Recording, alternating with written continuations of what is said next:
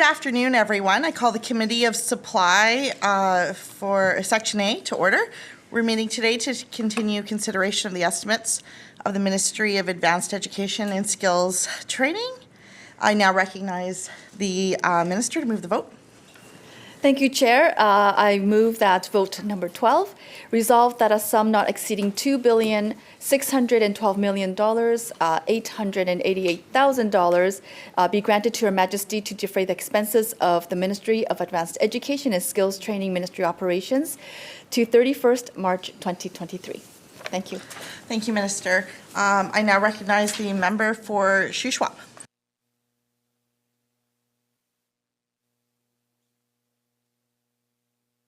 Yesterday, there was a significant number of questions that I had raised, and the Minister had indicated that she'd be happy to provide additional information as a follow-up. So, through Madam Chair, just wondering if the Minister has any of that material assembled and ready to present to me now.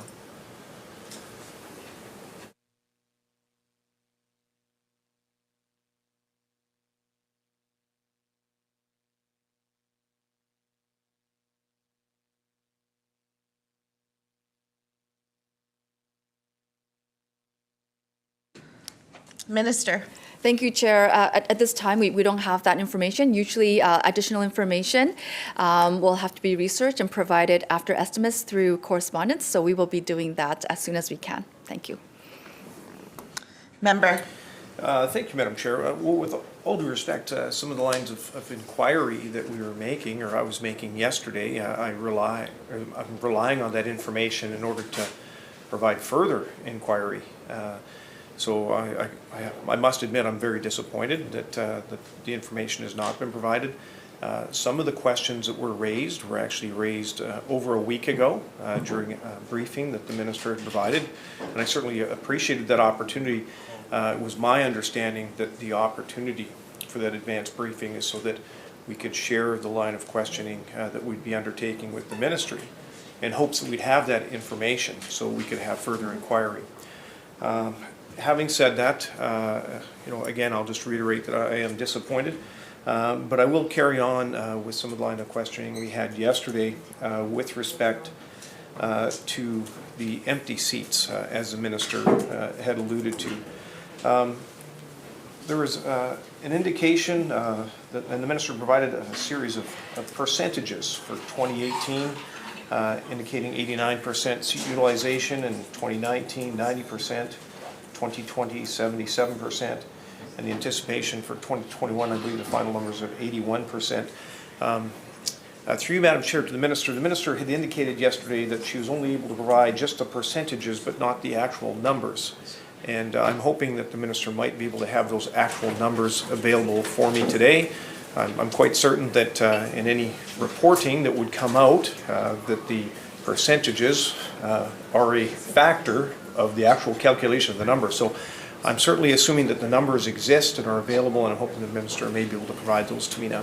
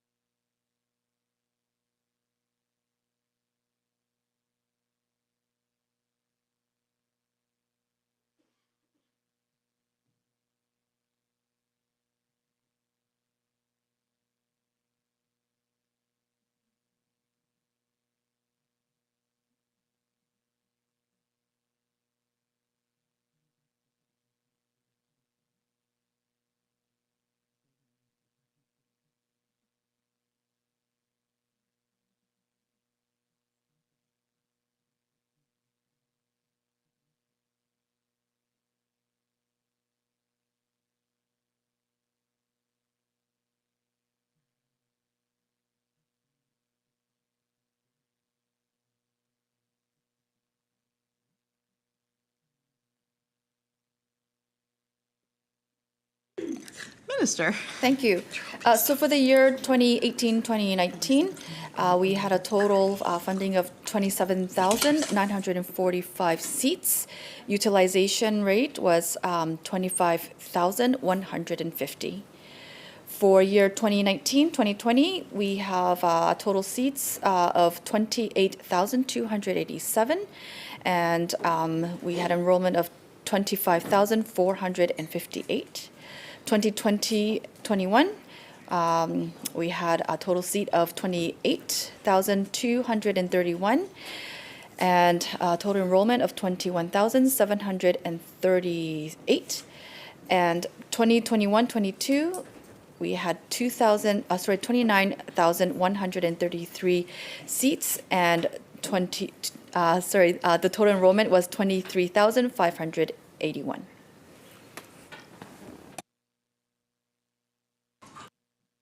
Member. Thank you, Madam Chair, and very much appreciate those numbers from the Minister.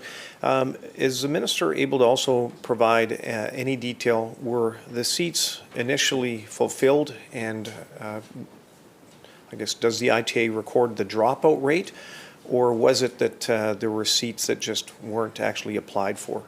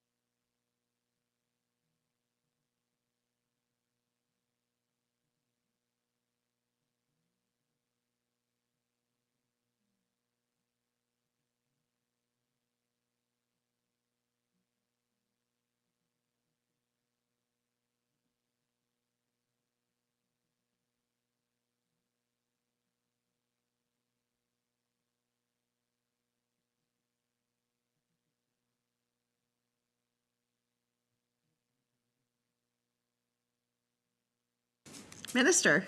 Thank you, Chair. So the colleges purchased the seats at a full cohort, and they inform ITA of the utilization rate. And there's an opportunity to adjust whether they need more seats or less.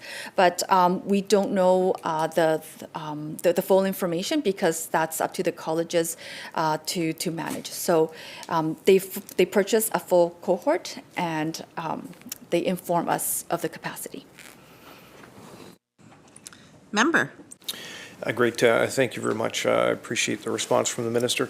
Through you, Madam Chair, to the Minister, I'm hearing from students that there currently is no central registry.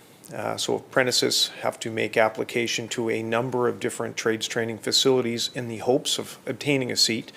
And just wondering if the Ministry has given consideration to a central registry. It certainly would be much more efficient, and I think a much better utilization rate of young apprentices to be able to go to a central portal for making application for a seat. So through Madam Chair, the Minister, just provide any information if that's something that's in her sights, if it's something the Ministry is working on, and if she has any thoughts to share on that concept.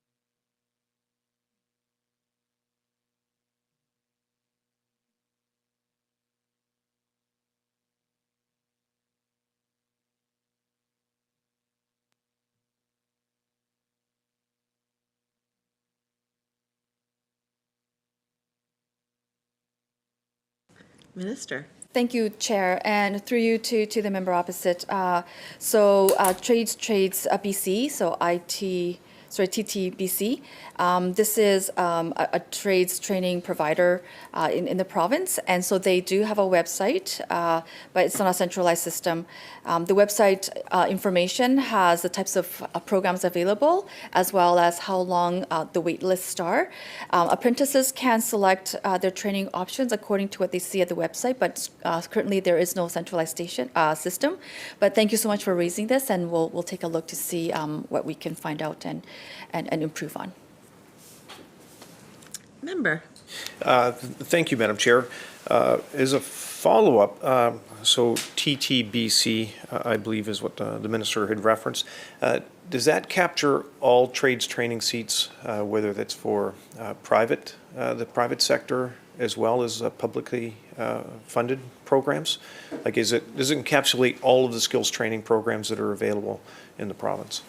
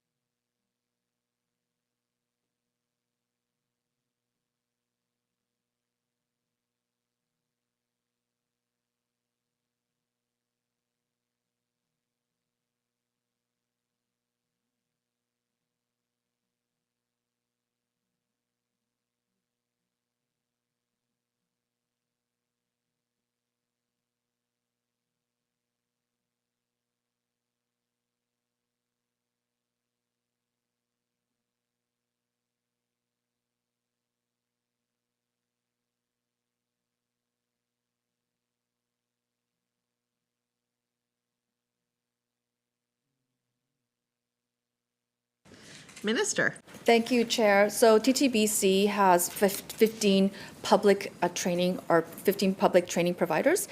With the private training, they do their own training and often is sponsored by unions. Member. Thank you, Madam Chair. So I take it from that answer, it's my understanding, the TTBC only lists the public trainers, just the 15 bodies. Minister's nodding, so I'm taking that as a yes. Madam Chair, yesterday, kind of at the end of the day, I had had a conversation with the Minister just seeking a bit of information on the actual cost associated with skills training in the province. And I'm just, through you, Madam Chair, I wonder if the Minister could just provide a bit of information for this House on what the average cost is for apprentices that are attending skills training programs across the province. If the Ministry has done any work to better understand what the cost of housing is. So for students that are coming from rural or remote communities, coming into, say, BCIT, for example, what the costs are for housing, travel, allowance. Are there any estimates that are undertaken by the ITA that are actually published or put out there to, I guess, provide a good understanding for young apprentices of what the cost burden may be? And then further to that, if the Minister is also able to provide any insight onto the funding that's available both for employers as well as for employees.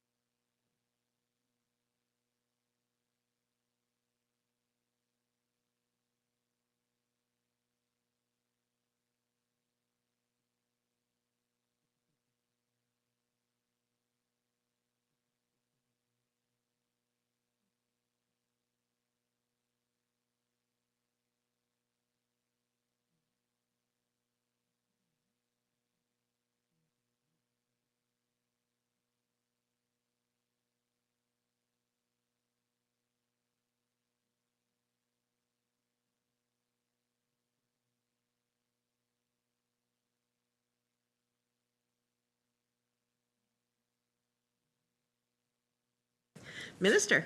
Thank you, Chair, and through you to the member opposite. So there are different training programs. Some are very expensive, some are not as expensive, and so there's a lot of variability. So for example, a very expensive one would be a power line tech, and that would be very expensive versus someone who is practicing to be a drywaller. So the tuition and the cost varies quite a bit. And you did ask about housing and travel, accommodation, living allowance. So it all depends on where they live. But I can give you an example of an electrician training costs over 4 years. An average cost ladder, for example, a single female Red Seal electrical apprentice who is EI eligible could earn $32,677 in financial supports over 4 years. And this calculation includes lost wages over 40 years. So that's, 4 years, that's about 40 weeks. Tuition, exam fees, tools and books, commuting, dependent care, and living away from home. So approximately $32,677. You also did ask about the different types of financial supports for employers and apprentices. So there are provincial components and federal components. So for financial supports for apprentices, I'll start there first. The provincial part, BC provides apprentices with up to $11,750 in grants and tax credits over the course of a 4-year Red Seal apprenticeship program. And $14,750 for non-Red Seal programs. There's an Access Grant. There's a BC Access Grant, which is up to $4,000 a year for low and middle income students enrolled in a pre-apprenticeship or a foundation program. There's also the Youth Work in Trades Scholarship, which is amounted to $1,000 for youth participating in a high school work program. As well, there's training tax credit for apprentices up to $3,000. These are for apprentices registered in ITA Red Seal and non-Red Seal apprenticeship programs. And as well, an apprentice tax credit for completion up to $6,750 for apprentices in the final 2 years of their program. So I'll continue on with the federal supports for apprentices. The federal government provides apprentices with up to $43,400 in grants, tax credits, loans, and income assistance over the course of a 4-year Red Seal apprenticeship program, and $19,300 for non-Red Seal programs. There is the apprenticeship incentive grant. That's up to $2,000 for apprentices in the first 2 years of their program. Apprenticeship incentive grant for women. That's up to $6,000. And these are for women for the first 2 years of the Red Seal apprenticeship. As well, there is the apprenticeship completion grant up to $2,000. This is a one-time for apprentices on completion of their apprenticeship. There's also the exam tax credit, which is $120 per year for apprentices to offset exam costs.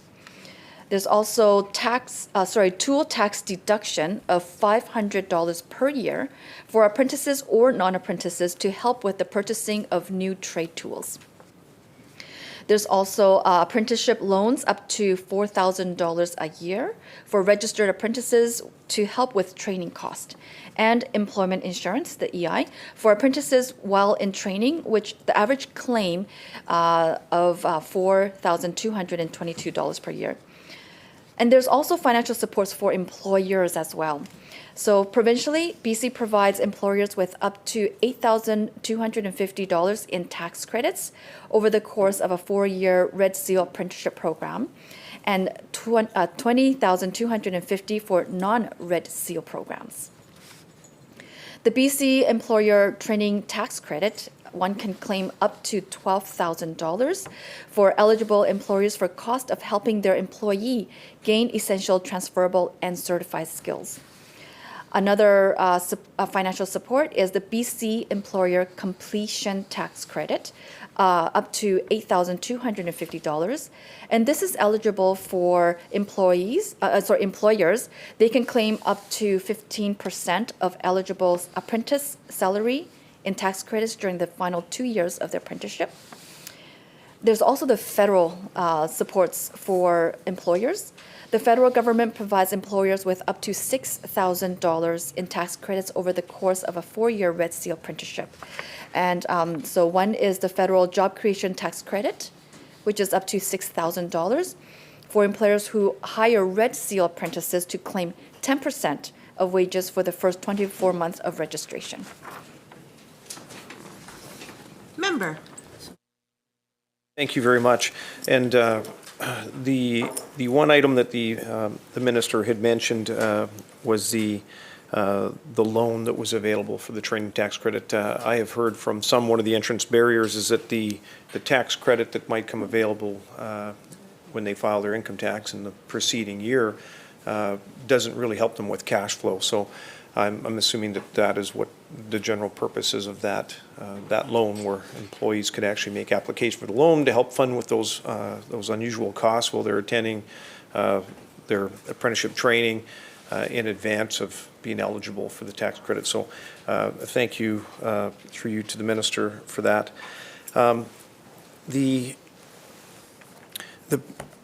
With respect to the central registry, I did have a chance just to have a quick look at the website, the TTBC website, and what I'm looking at, it kind of shows which programs are closed or there's no seats available, and then it just gives a listing of with a big blue button of those that might have available space. But it is up to the apprentices to make application of each of those different institutions. And so, I think that it certainly would be a wonderful solution and make it much easier for apprentices if there was a central registry where one could have a look and see how many seats are available at any given time for these different programs.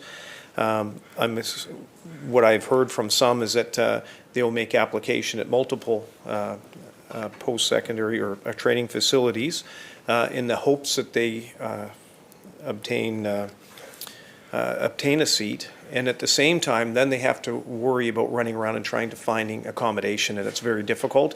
And so when we talk about the utilization rates ranging from 77% during COVID into the 81% range, there's a significant amount of seats that aren't being filled, and I'm wondering if maybe part of that is due to the fact that many of these seats might be oversubscribed while students are trying to find accommodation and then canceling out at the last minute. So I think that having a better understanding of where those seats are available may indeed actually help with increasing the utilization rates, which goes back to some of the questions I raised earlier on. The minister had shared that of the approximately 89,000 additional apprentices that are going to be required in the province over the next 10 years, I believe the numbers were about 65% were attributable to retirements, 35% for expansion of the economy. There wasn't a percentage understood at the time that I initially asked the question with respect to the impact of compulsory trade. So, we do certainly see an increasing demand for apprenticeship training in the province over the next decade. And yet, when we look at the financial plan, it certainly does not appear that the ITA has sufficient resources to meet that demand. And so, we did speak yesterday a bit about innovation. There's obviously opportunities for more online learning, hopefully the opportunity for maybe expanding the number of training seats per instructor. There's many ways that the ministry may be able to undertake that challenge without necessarily putting more money at the problem. And so, through you, Madam Chair, with all respect to the minister, hoping that the minister can turn her mind to how there might be efficiencies that could be improved upon within the skills training program, and especially the opportunities for providing the remote learning for young workers from across the province. And I can't highlight that piece enough. Even in speaking to many First Nations communities, there's a real hesitancy or reluctance for sending their youth to the big major centres.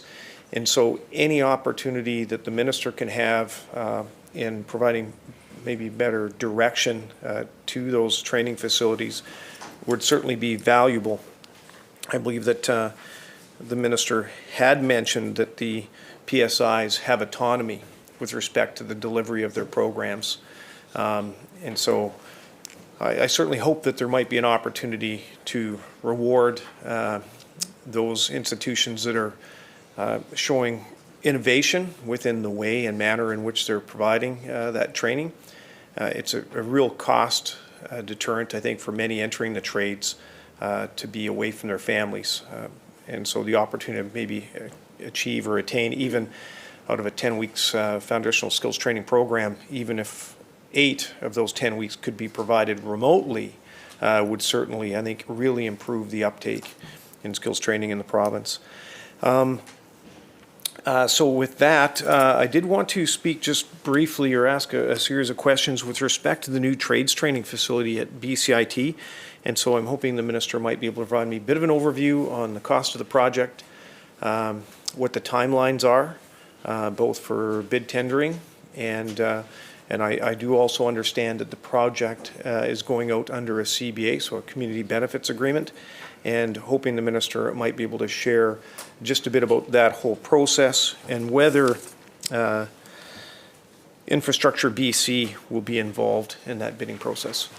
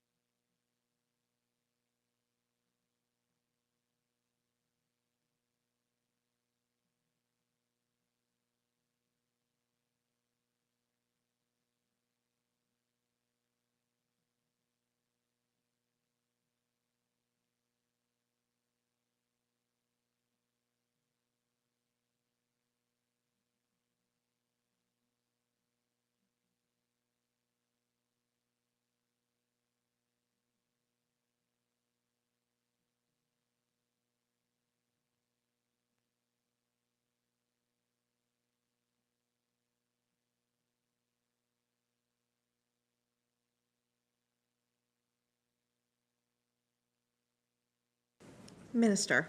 Thank you, Chair, and through to the member opposite. First, I want to say thank you so much for your interest in trades training and your very much encouragement for us to continue to look for innovation in our system so that we can reduce barriers for apprentices. And one of the things that we continue to do is look for ways to make sure that education and skills training is affordable. So we will continue to look for ways to encourage people to come into this area. But I do want to start off by saying that April is construction month, so that's something that we can all celebrate together. And so this really leads into this conversation on BCIT.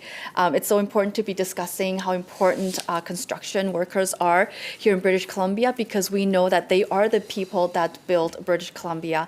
And as we focus on how to support trades workers here through our public programs and through partnership, even with our private programs, we know that British Columbia will be in good hands. So thank you so much to all our construction workers for being there for British Columbia and for building our beautiful environment here.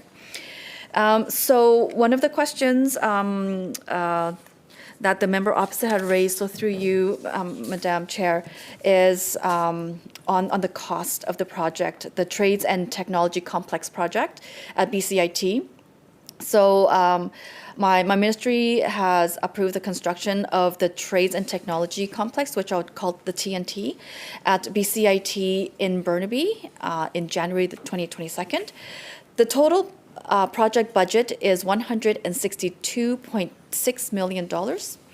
The province is contributing $136.6 million. The Institute is contributing $26 million. The project was announced in February 2022, as I said, and so the scope of the project includes 4 new buildings, including the Trades and Technology Center. Very happy to announce that it has mass timber elements. The campus service building, which also is constructed of mass timber. The carpentry pavilion has mass timber roof system. And the marine covered workshop, this is open ends and gantry cranes to allow erection of mass timber structures and heavy steel mock-ups. But as well, a project that many students really love and are excited to see is the daylighting of Gushon Creek at the campus. The project will create 596 construction jobs and 346 indirect jobs during construction. The TNT will target Step 4 of the BC Energy Step Code and align with Clean BC targets. You also asked a question on community benefit agreement. Yes, the community benefit agreement is a model that's been applied to this particular project. So the BCIT Trades and Technology Complex, and it will help achieve labor outcomes. Notably, it will ensure the inclusion of Indigenous peoples, women, and other underrepresented tradespeople in the project, and will provide apprentice opportunities to gain the experience to complete certification. And your last question was if Infrastructure BC is involved, and the answer is no. Member. Thank you, Madam Chair. Through you to the Minister.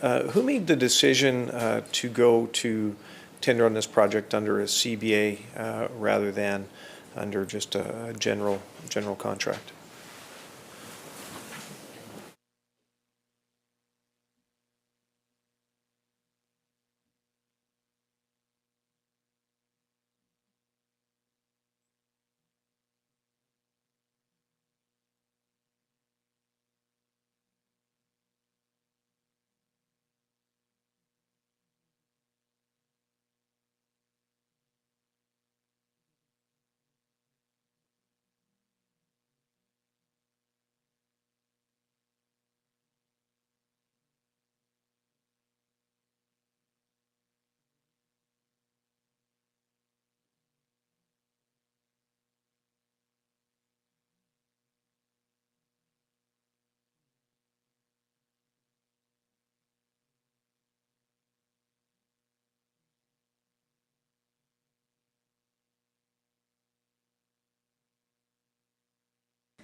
Minister. Thank you, Chair, and through you to the member. I'm very proud of this particular project because it will modernize learning spaces for more than 20 trades-related programs and helping BCIT meet the demand for skills trade people in BC. And directly to your question, so Treasury Board makes the decision for any CBA projects, and the CBA office advises this. So for further question on CBA would be best directed to the Minister of Finance. Member. Thank you, Madam Chair. Through you to the Minister. Did the Minister weigh in or have any input with respect to the Treasury Board submission?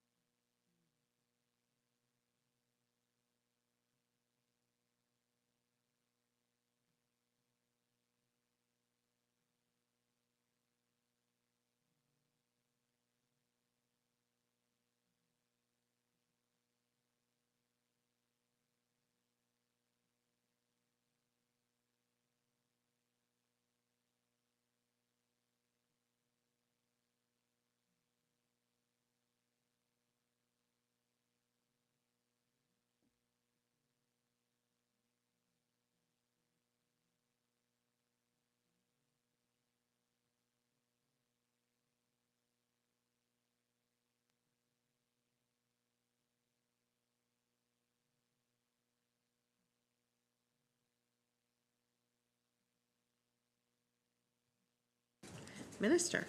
Thank you, Chair, and through you. So yes, I've had input into the Treasury Board submission, and I think this is a really great, amazing project that will really modernize our skills training system.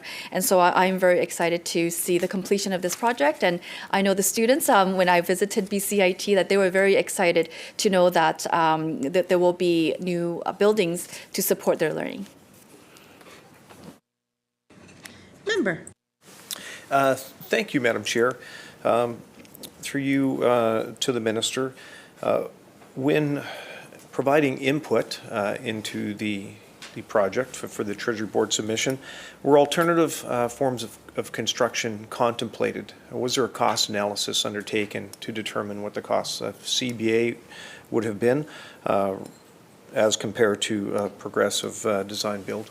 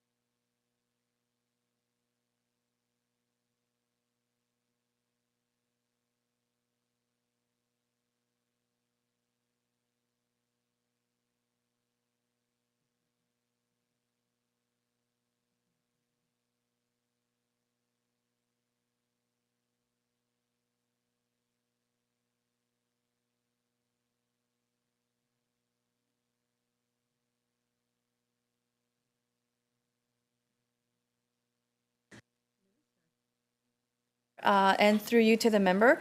So just wanted to clarify that CBA is an arrangement, so it's not a procurement method.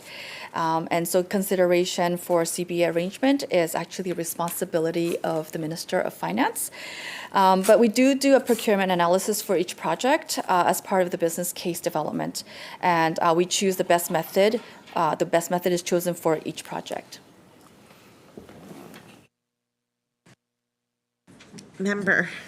Thank you, Madam Chair. Through you to the Minister. How did the Ministry determine the costs associated with CBA and making that determination? And if the costs were undertaken, if the Minister is able to share what the costs, additional costs were that were associated with the CBA?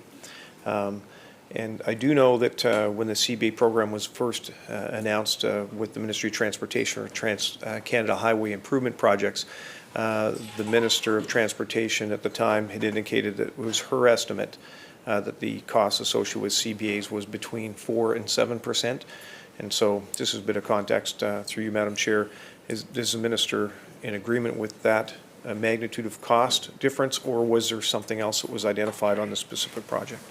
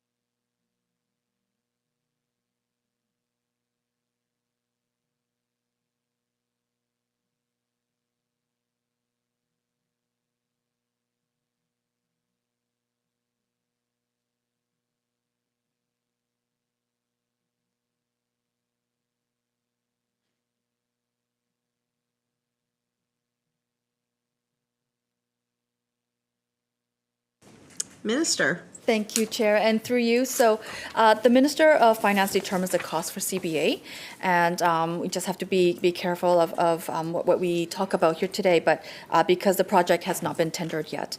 But what we can say is the incremental cost of achieving these labor outcomes have been provided by government and aligns with other like projects. Member. Thank you, Madam Chair. So through you to the Minister, I appreciate a pretty significant capital project, I think probably one of the largest ones undertaken for this ministry in a while, $162.6 million. The Minister has indicated that it appears that the decision with respect to the CBA framework is determined by the Minister of Finance. But just as a bit of a follow-up, through you, Madam Chair, to the Minister, was there any concern around costs associated with this specific project? It's a fairly large build. I certainly appreciate that that Ministry of Finance largely will be providing a significant portion of the funding for this project, but as the project will be undertaken through the minister's ministry, I'm just wondering what confidence the minister has with respect to value for money. I certainly appreciate the initiatives that are undertaken along increasing the percentage of female and Indigenous workers on the project, but also would certainly like to see if there's any understanding of what the cost magnitude associated with achieving those numbers might be.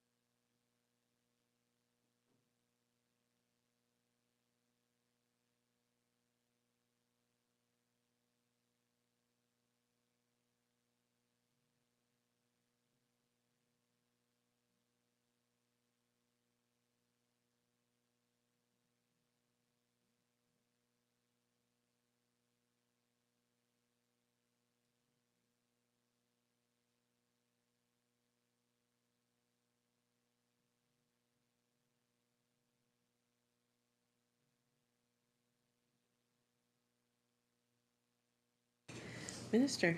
Thank you, Chair, and through you to the member opposite. So your question to the concern of cost. So there has been detailed work that has been done when we built the business case. And so we have looked into the cost of the project, and it agreed with the budget that we had. Also, it has built-in contingencies, so we are quite confident that the project will be a successful one. And the value that we're going to get for this, we talked about CBA being part of the project, and it provides opportunities for Indigenous skilled workers, for women, and for underrepresented workers. So and it aligns with the values of British Columbians.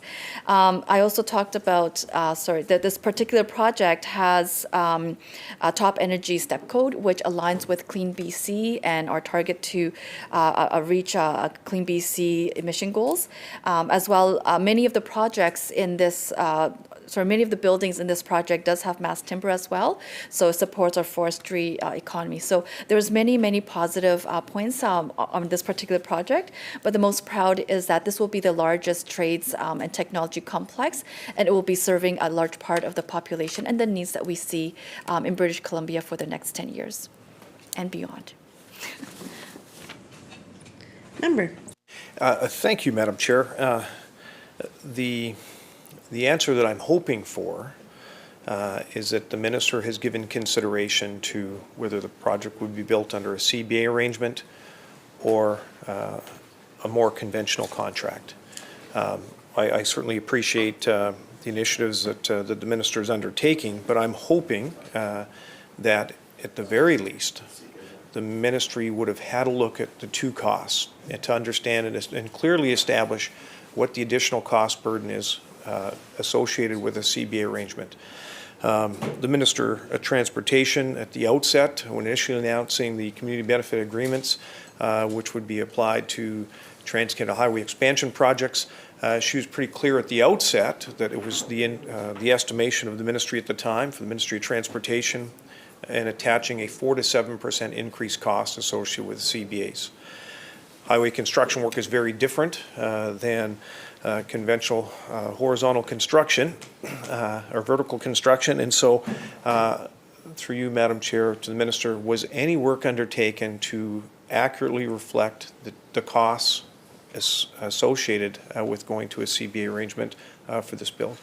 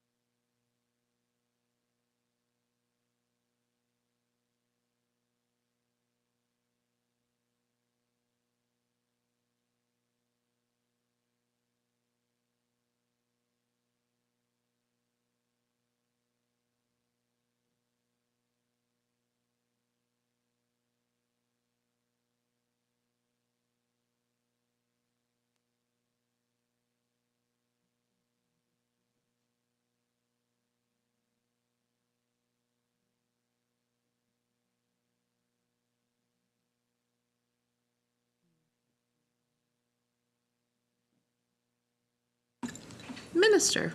Thank you, Chair, and through you, so I just want to reiterate the question, my answers that I have previously said. So CBA is an arrangement, and it is not a construction or a procurement method. BCIT is the largest institution, and it will be foreseeing this project. And BCIT has foreseen many projects that have come on budget and has done a great job. Any questions about CBA and its arrangement should be directed to the Ministry of Finance, and the Ministry will have more to say on that. But once again, I'm going to say CBA is an arrangement. It is not a procurement or construction method, and my answer will not be changing, even though you may have other questions directly about CBA. Member. Well, thank you, Madam Chair. I am troubled in that I would certainly expect that for any capital project that might be undertaken in any ministry within this province, that they would have a look at the cost magnitude associated with different types of build. The CBA arrangement, as the minister has referenced, and the previous transportation minister certainly had no bones about fessing up that her expectation at the outset of the CBA project was 4 to 7%. Actually, I have a document that was put together for Island Health, and it was actually put together by Infrastructure BC back in 2020. And among other things, they did just that when they were looking at the tendering process for the Cowichan Hospital. And as they went through the costs associated, now this is vertical construction, obviously very different than the Highways Ministry, they came out with a procurement recommendation and set out two different options. One was no CBA, and the other option including a CBA arrangement. The capital cost estimates for non-CBA was $718 million. Moving to a CBA arrangement was $882 million, a 24% increase in estimated construction costs. Now, this was undertaken by Infrastructure BC, an entity within government. So I'm assuming, unless there's a reason why government would have changed their direction and just choose to undertake further construction under CBAs without any consideration of cost, through you, Madam Chair, I'm hoping that the minister would be able to provide some confidence to this House and the people of British Columbia that when they're giving consideration to significant cost, capital cost projects, like an expansion at BCIT, $162.6 million, there'd be at least some consideration to construction costs before going out and making the determination that the project would only be built under a CBA arrangement. So through you, Madam Chair, to the Minister, giving the Minister one more opportunity to provide that clarity to this House.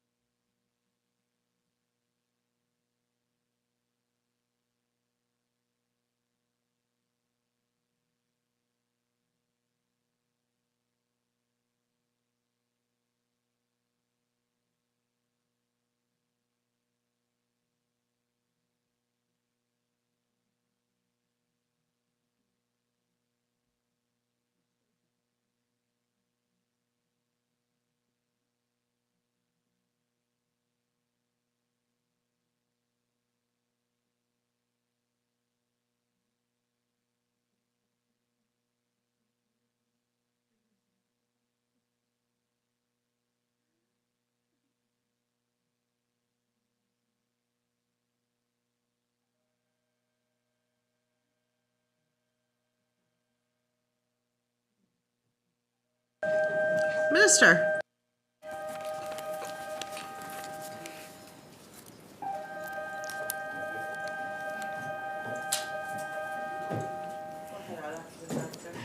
Thank you, Chair, and through to the member opposite. So I have confidence that BCIT will be able to oversee this project successfully. And so once again, CBA is an arrangement, and it is not a construction or a procurement project. And we just have to be really careful right now because this particular project has not been tendered. And I do want to reiterate that any questions that you may have on the cost of the CBA and associated costs with the CBA can be directed towards the Ministry of Finance. This House will stand in recess until after the other vote.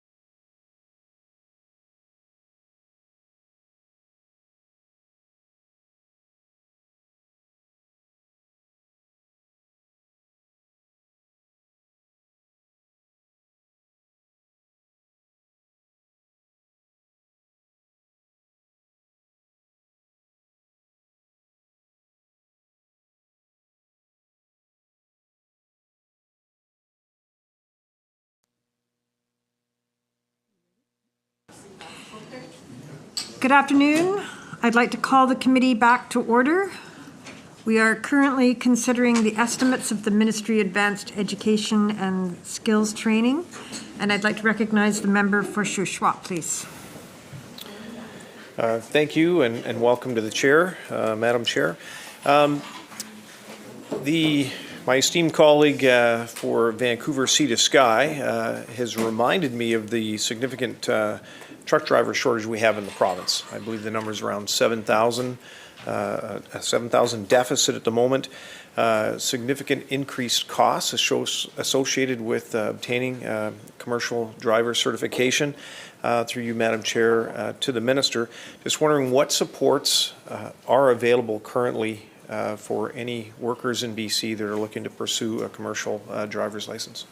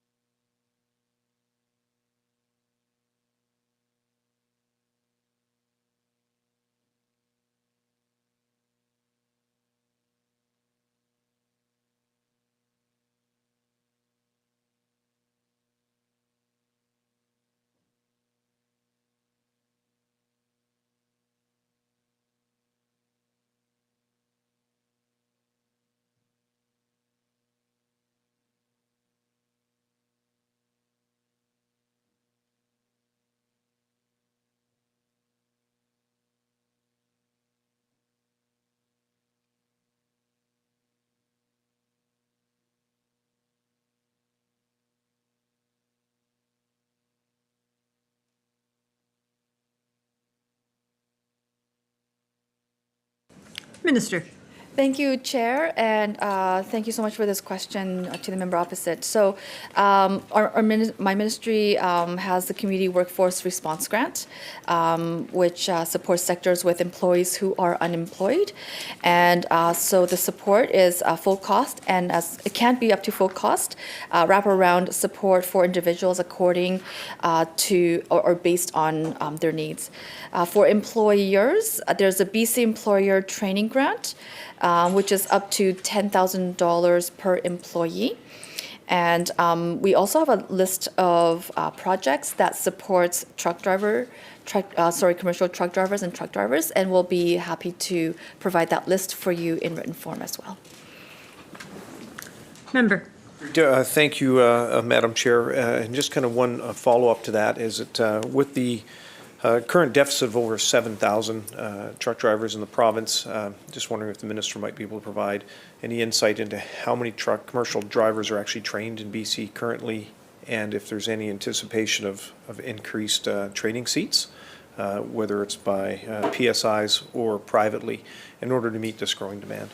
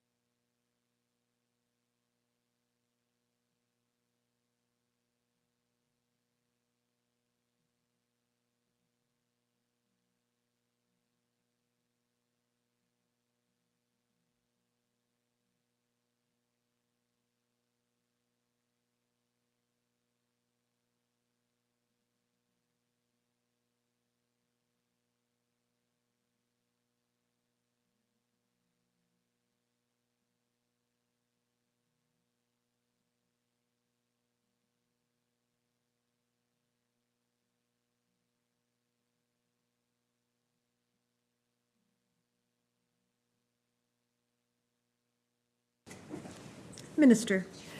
Thank you, Chair. So PSIs don't provide trainings for truck drivers, and we are aware of this program. So that's why we're putting in place programs to support unemployed truck drivers or underrepresented truck drivers, and we're working with employers to fill this need as well.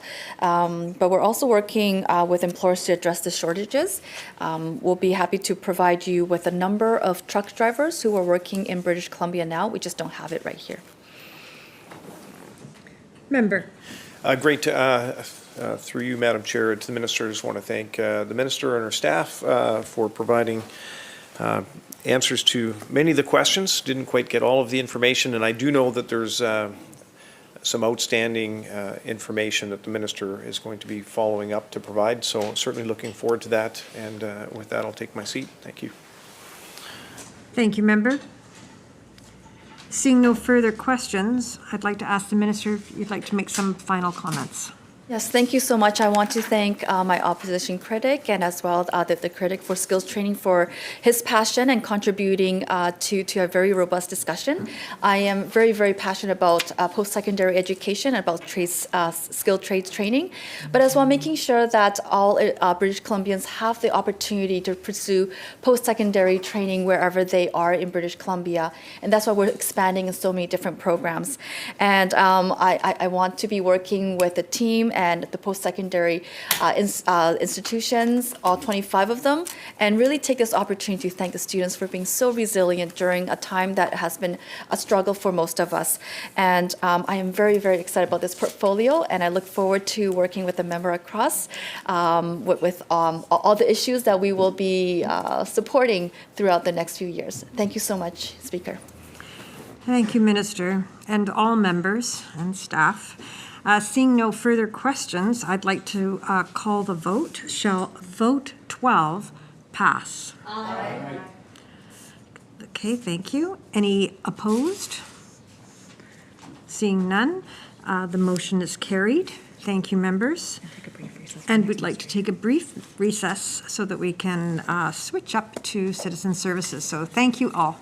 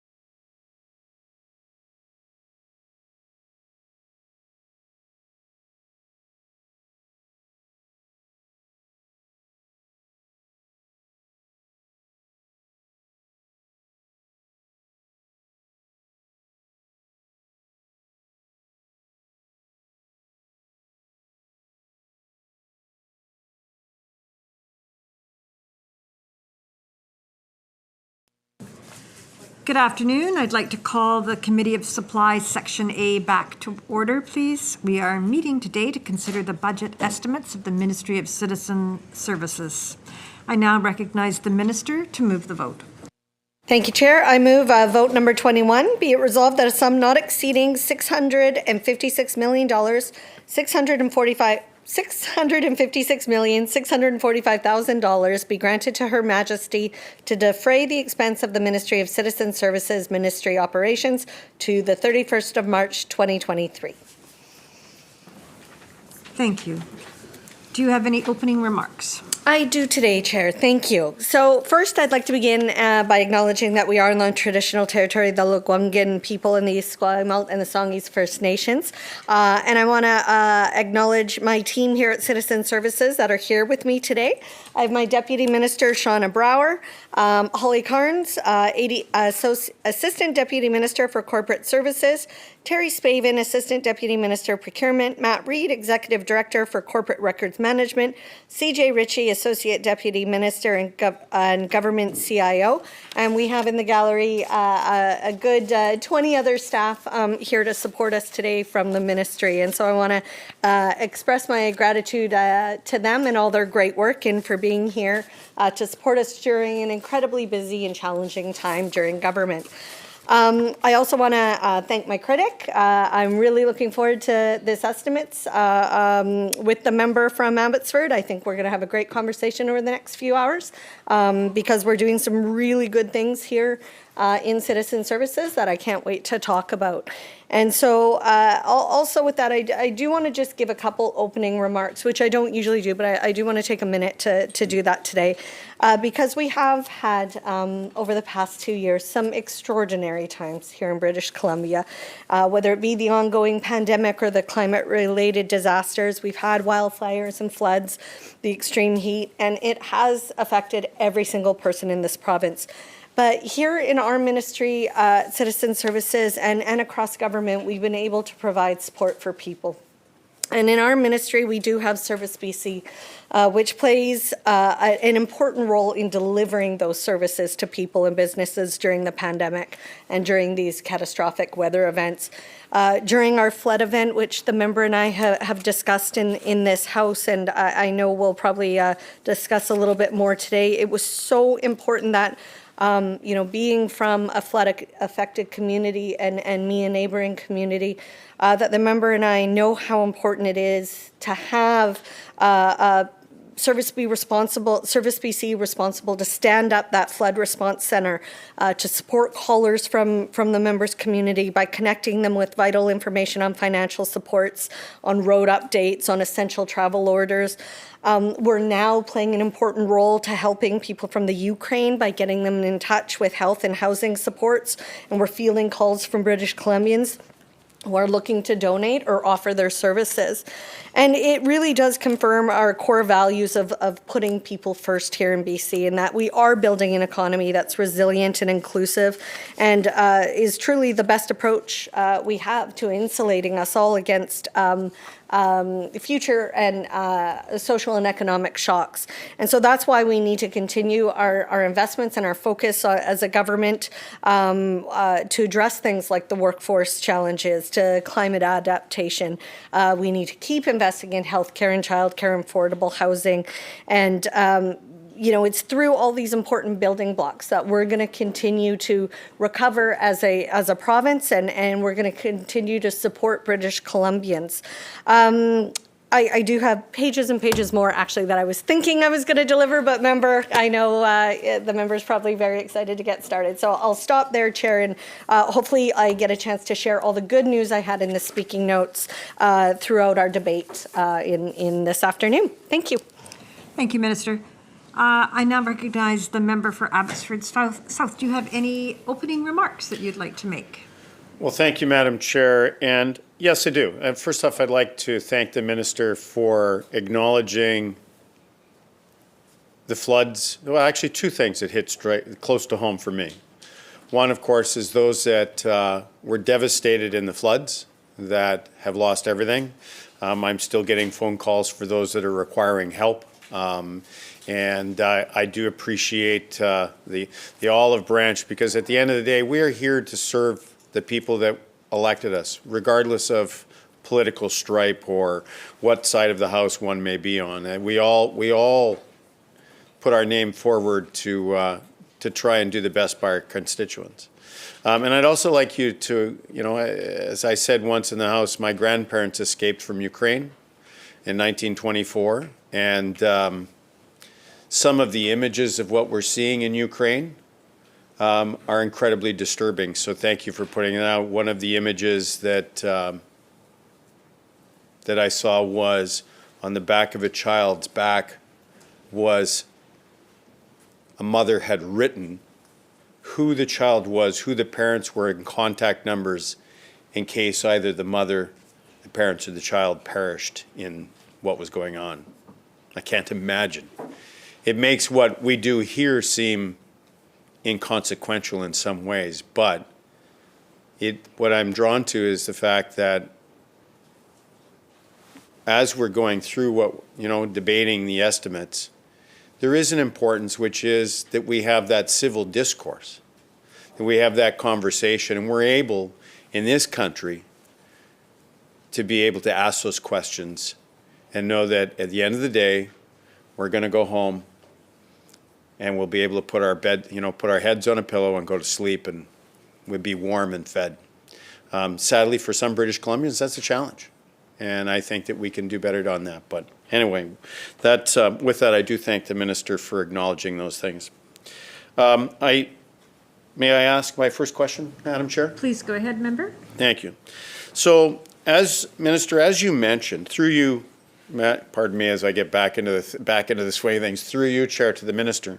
The minister mentioned that the budget had gone up from approximately $52 million, if I'm reading that correctly. Why did the budget increase from last year?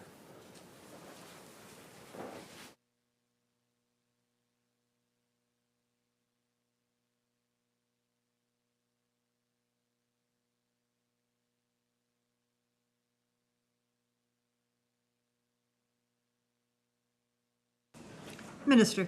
Thank you, Chair. As it's a technical answer, I'll read the member directly from the sheet, so I'm making sure I give the member, through you, Chair, the most factual answers.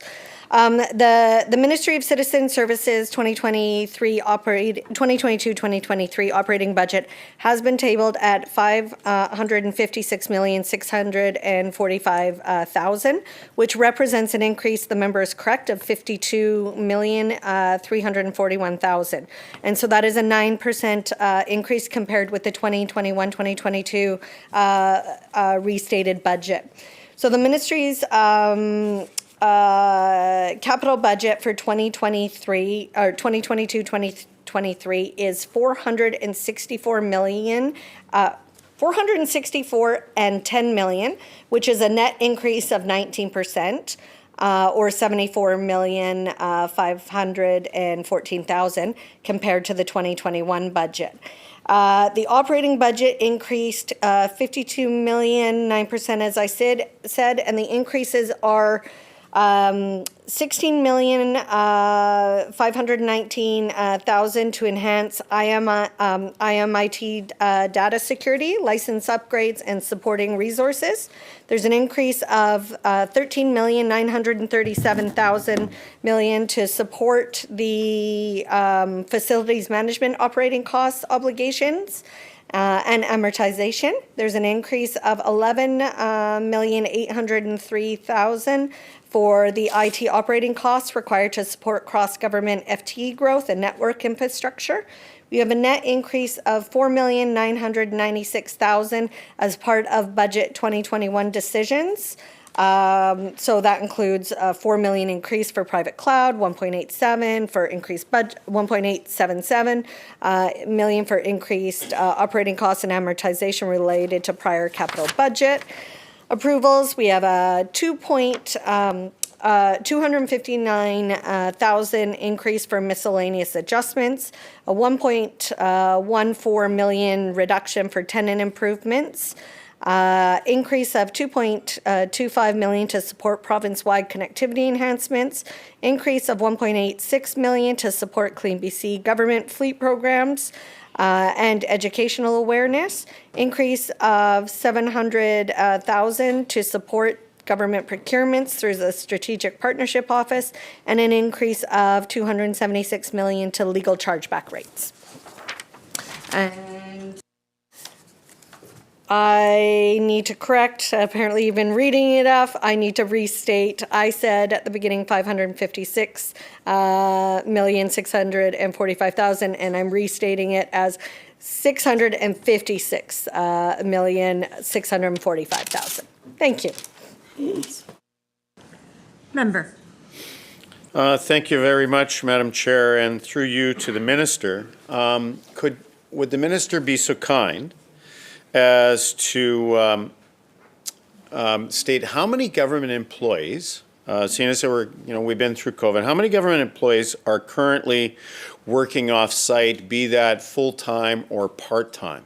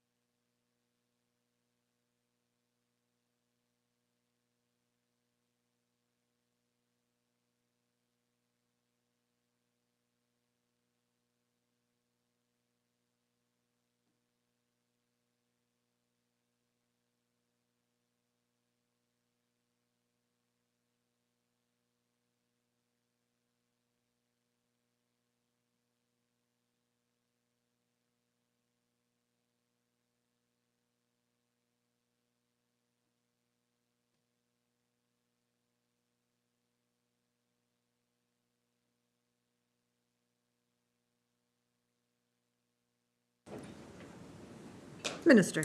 Thank you, Chair. So since March 2020, the Ministry of Citizen Services has been instrumental in supporting the public service to work from home and deliver services remotely. So prior to the pandemic, working remotely hadn't really been a standard practice across government and the public service. Most employees worked from permanent office locations, as the member knows, and that's why he's asked, through you, Chair, why the member's asking these questions. So I would say prior to the pandemic, an average work week had fewer than 4,000 people using a VPN to access services. So fewer than 1,000 people worked from home daily on average. After the government declared the state of emergency on March 18th, 2020, VPN was expanded to support secure connections for up to 35,000 employees daily. And we were able to stand that up in a matter of weeks. It was unbelievable work from the ministry staff, just truly phenomenal. And so the Office of the Chief Information Officer continues to work with ministries to ensure that employees that are continuing to work from home have the tools they need to safely serve the citizens of the province. And within my ministry here, we have approximately 19% of employees today who are working, continuing to work from home. Member. Thank you very much, Madam Chair. And as you mentioned, throughout the pandemic, there was, let's face it, the working environment did change. And I guess the next question, the logical question would then be, is now that we have established the ability to work from home, which I agree was a monumental task, are there any plans now for government employees to permanently work from home, be that full-time or part-time? And if so, does she have an approximation as to how many of that 35,000 will continue to do so?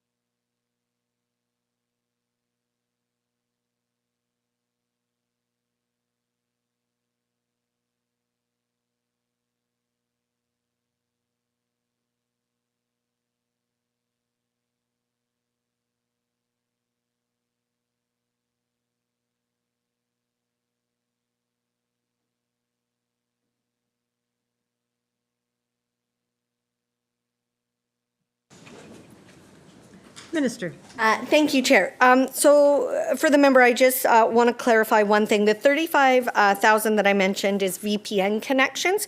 So that might not necessarily be 35,000 employees, Chair, because they could be using multiple devices. And so it's VPN connections. So I just want to make sure that that was clarified. The member's question is actually a policy question and for the public service. And so the question actually is most appropriately directed to finance, who is responsible for the public service. And finance doesn't have their estimates till the end, and so the member will be able to ask the questions there. Member.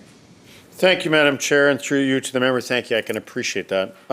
So I guess the next question that, if we now have employees that are working from home, and I can see both pros and cons to that, I would assume that there's a bunch of office space that we have that may or may not be required anymore, or it may or not be occupied would be a more appropriate question. So what's now going to happen to the office space that is unoccupied? And I guess we'll tie into that, how much of that office space, if the minister can answer, is leased versus owned? So if she could, if the minister could please answer, how much is going to be unoccupied and how much of that space is leased versus owned?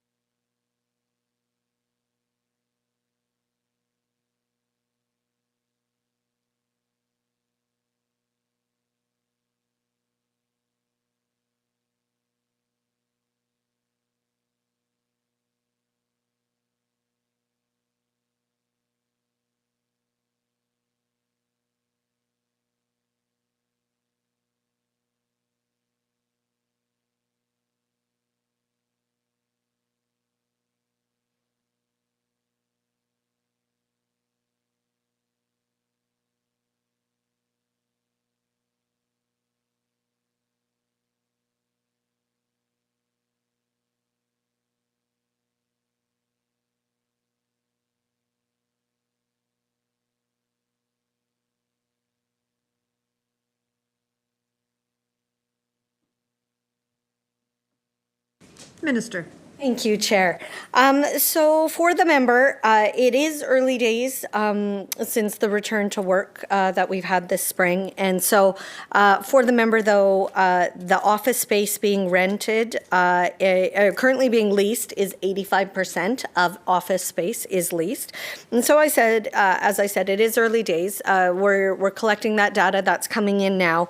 So no decisions have been made, but it's going to take time for ministries to fully understand the long-term impact of hybrid work and what, how we're going to normalize our operations under this hybrid work model.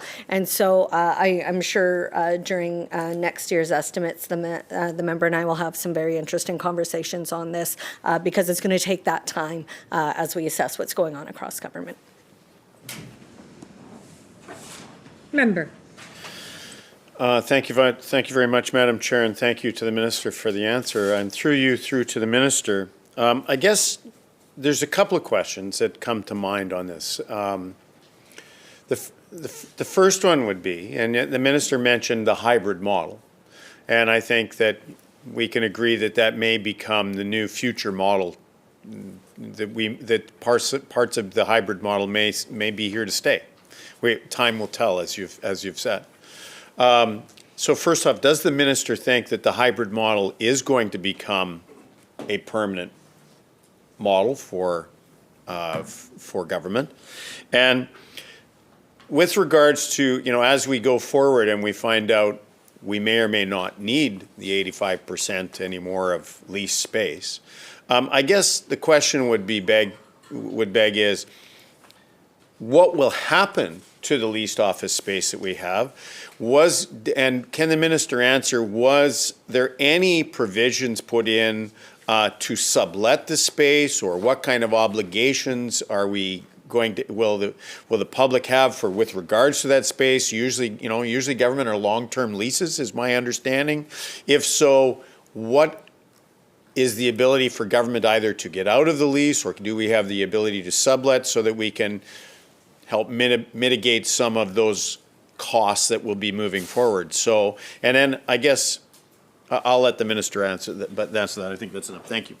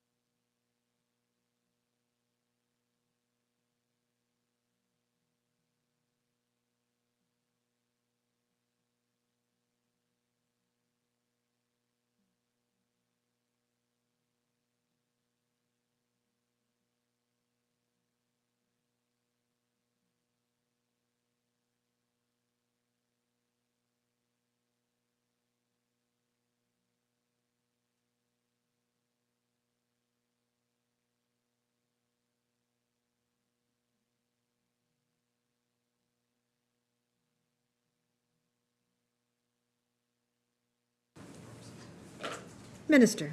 Thank you, Chair. So through you to the member, the question on the hybrid model and if it's here to stay should be directed towards the Public Service Agency. And so the member will have that opportunity to ask the question there. I know the member and I both have feelings on that from working hybrid in this House. And so, but those questions will be best answered there. For the lease conversation with the member, a general lease agreement it's standard across government is usually 5 years. There are options to sublet in those lease agreements. As lease agreements expire moving forward, there's the opportunity to consolidate and, before any new lease would possibly be considered, government would take that opportunity to assess and analyze the spaces that are available and, to ensure that we're making the right decisions. And so we have that flexibility. I want to assure the member and the great team that are responsible for doing that work and government spaces is very mindful of that. So thank you. Member. Thank you very much, Madam Chair. And through you to the minister, I'm going to move on, and thank you for the answers. I'm going to move on to BC bid for a bit, if that's all right. Through you, Madam Chair, to the minister, during the last year's estimates, on May 2021, the minister said in regards to BC bid, and I'll quote, "And I'm pleased to say, as in my first answer, it will be out by the end of the year," end quote. It would appear as if that target clearly was not met. So I guess the question I have to the minister, through you, Madam Chair, is why does this project keep getting delayed?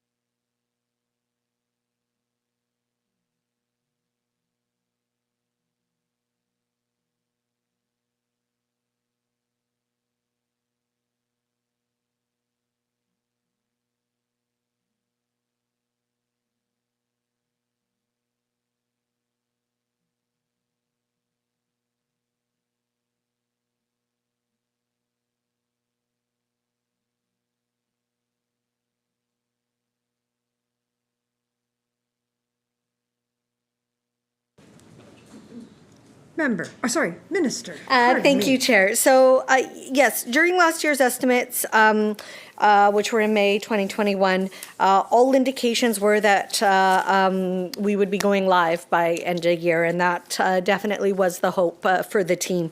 On the advice of the team in fall of 2021, a decision was made to move forward with an iterative release approach. So that's going to allow users to gain confidence and become familiar with the new system as we introduce the new features. And the member and I, through you, Chair, had a bit of a conversation about that in the House, because this is a substantial change for users. So this revised approach is going to be has been and will provide the opportunity to provide feedback along the way, which we have felt is very important on this project, because it's the shift gives these ministry partners the time they need to get the training required to understand the impact of the business operations and processes on their ministries and to the partners using it. And they have to factor that into their critical priorities and their own business cycles as well. And I know the member's going to have a lot more questions, so I'll stop there, actually. Member. Thank you, Madam Chair, and I'm sure that the minister, through you to the minister, I'm sure you'll agree that BC Bid is actually a very important part of how we do procurement within government. It's very important, and it's important that this system get up and running. So I guess the natural question would be: there's been a number of delays for whatever reason, but with all of these delays, what's the current timeline for the project?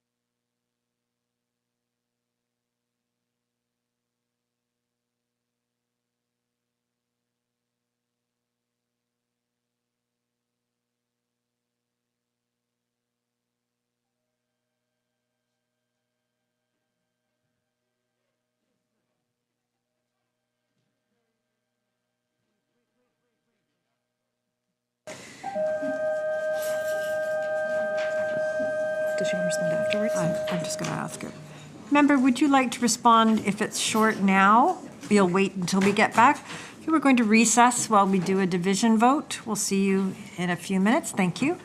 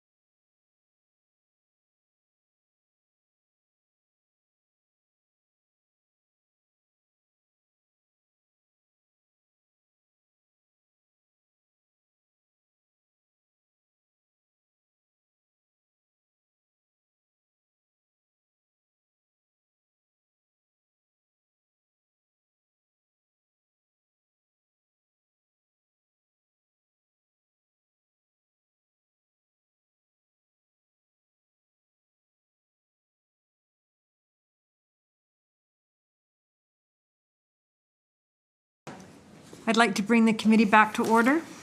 And Minister.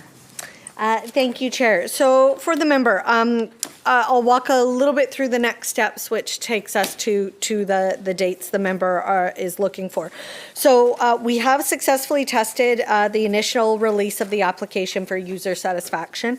We prepared buyers and suppliers for registration and onboarding, and we've trained 700 government buyers to use this new tool. So that's great. Like, a lot of work being done and has been done over this past year, as the member and I talked a bit about through you, Chair, during the last estimates.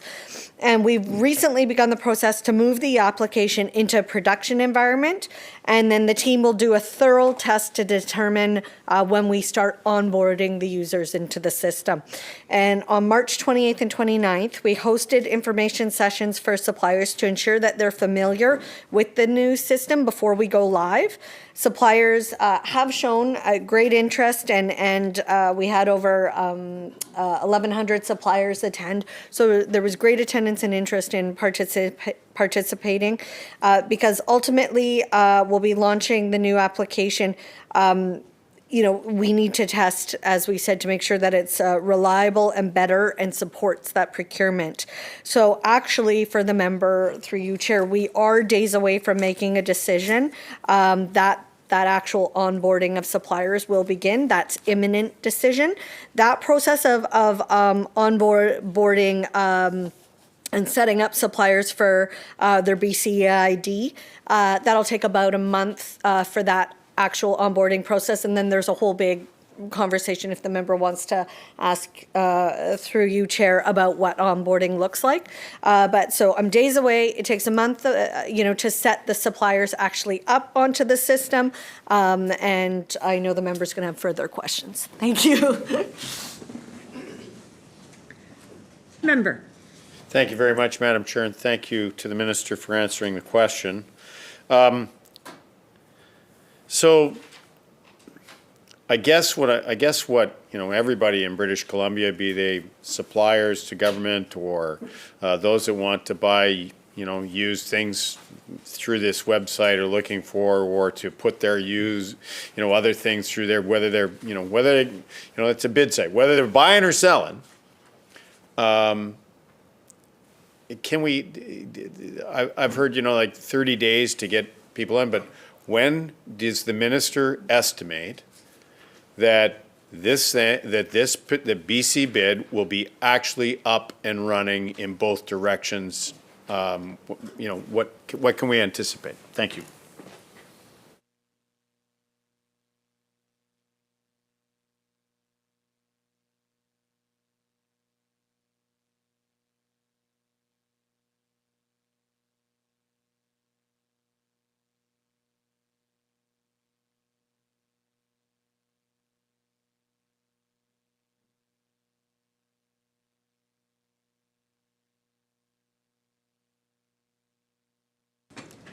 Minister. Thank you, Chair. So we expect the first full procurement to be enabled on the new BC bid in early June. And just a reminder to everyone in the House here that the current system is still operational, and the $7 billion in procurements that are operating through government are still happening. So while all this work that we're doing to onboard the new system is happening, we do have the existing system, making sure that the good work of government continues. Member. Thank you, Madam Chair, and through to the Minister, thank you. And yes, I was referring to the new improved system. So I want to refer to an article that was in the TIE that was titled FOI Reveals a Problem-Plagued BC, 8.9 million Tech Project. This article stated, and I'll quote it, "The records released to the TIE tell the story of budget pressures, scaled back expectations, and a government facing a tough decision as the 3-year contract for an off-the-shelf software product came to an end without the project being completed." And that's the end of the quote. The quote refers to scaled back expectations. So I guess whose expectations specifically have been scaled back? And is this referring to, through you, Madam Chair, to the minister's expectations or the ministry's more generally, or perhaps a little bit of both? But could the minister expand upon that, please?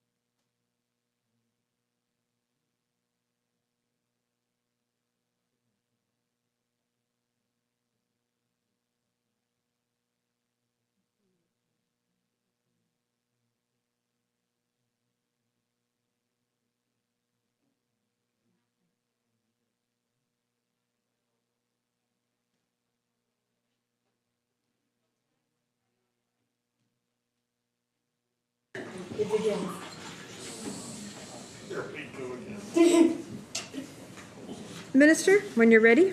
Thank you, Chair. The member at the core of the member's question, it was about expectations in the contract, and so through you, Chair, to the member, to the expectations that were set in 2017 are could not be the same expectations that we would need today in 2021, 2022 as the contract has been worked on and worked out. So to assume that all the scope and functionality that were conceived earlier than 2017 and were talked about, it's hard to imagine that. We've been able to structure the contract to allow for refinements within it, such as removing items that were beyond the capability of the system, or putting in new requirements that included our implementation, such as core policy updates and the new requirements of the Canadian European Union Comprehensive Economic Trade Agreement, or CETA. So we're going to be launching the new BC bid with high priority functions, and we're managing any future releases through operational governance, and we're going to make sure that's done throughout this project and assess those impacts on clients and stakeholders as we deploy them. We have the ability to continue to receive input from stakeholders and adjust over time as needed, because that's the member and I had talked last year about the flexibility needed within the system to ensure we're delivering what the people of British Columbia expect of a robust system to help manage $7 billion of procurement. And, our contractor has worked closely with the province to address those shifts and deliver a product that meets our needs. And so when the member talks about expectations, we're doing that within those shifts to make sure that we're meeting the needs of a modern procurement process in 2021-22 and not what was preconceived in 2017. Member. Thank you very much, Madam Chair, and thank you, through you to the Minister, thank you for the question. And I'm sure the Minister will agree, one of the questions that, people ask about procurement and, say, wow, pencils, buying pencils for government, that's got to be exciting, right? But it's as the Minister mentioned, this is not small potatoes. It is used by all ministries, the broader public sector, so it's utilized by Crown corporations, municipalities, health authorities, school districts, and there are tens of thousands of vendors, and as the Minister correctly pointed out, it's over $7 billion. It's important that the system works, right? So I guess when we talked about specific expectations, what's concerning about that is that there was some that were mentioned that were scaled back, as was reported out in the article in Tyee. So I guess specifically, what was scaled back?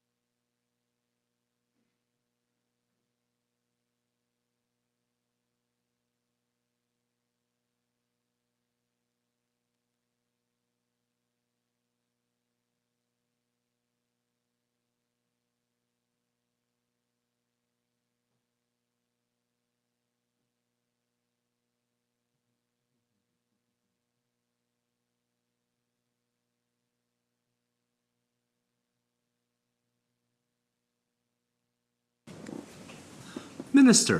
Thank you, Chair. Welcome to the seat. Following, for the member, the following functionality is not currently included in the release. So automating more of the administrative processes for procurements that are using new templates being deployed. There'll be fewer spending and reporting analytics for now. And any items that were identified during this onboarding and training aren't contemplated as potential additions to the system, aren't contemplated in this release either. These deliverables, however, remain on a list and will be analyzed for potential releases in the future. We will make sure that all the discussions are in place to make sure that we complete these activities and make sure the requirements and the impacts of these activities will be on, on users as we proceed into the future. We did have to add in some pieces during this time as well, and I mentioned them to the member in the previous question. So we had to add in anything associated with the core policy changes, anything around the CETA requirements, and so, there's been, as we said, a shifting of some of the scope that couldn't have been contemplated prior to 2017. And of course, as a ministry, we will be monitoring this system, maintaining that list, and continuing to do the work we need to do in government to make sure that we are providing a robust, up-to-date, modern procurement system, as the member rightly pointed out, how important it is to British Columbians. Member for Abbotsford South. Thank you, Chair, and welcome.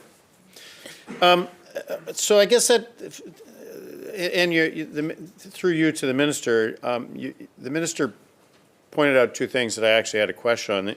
The minister mentioned that some items were removed.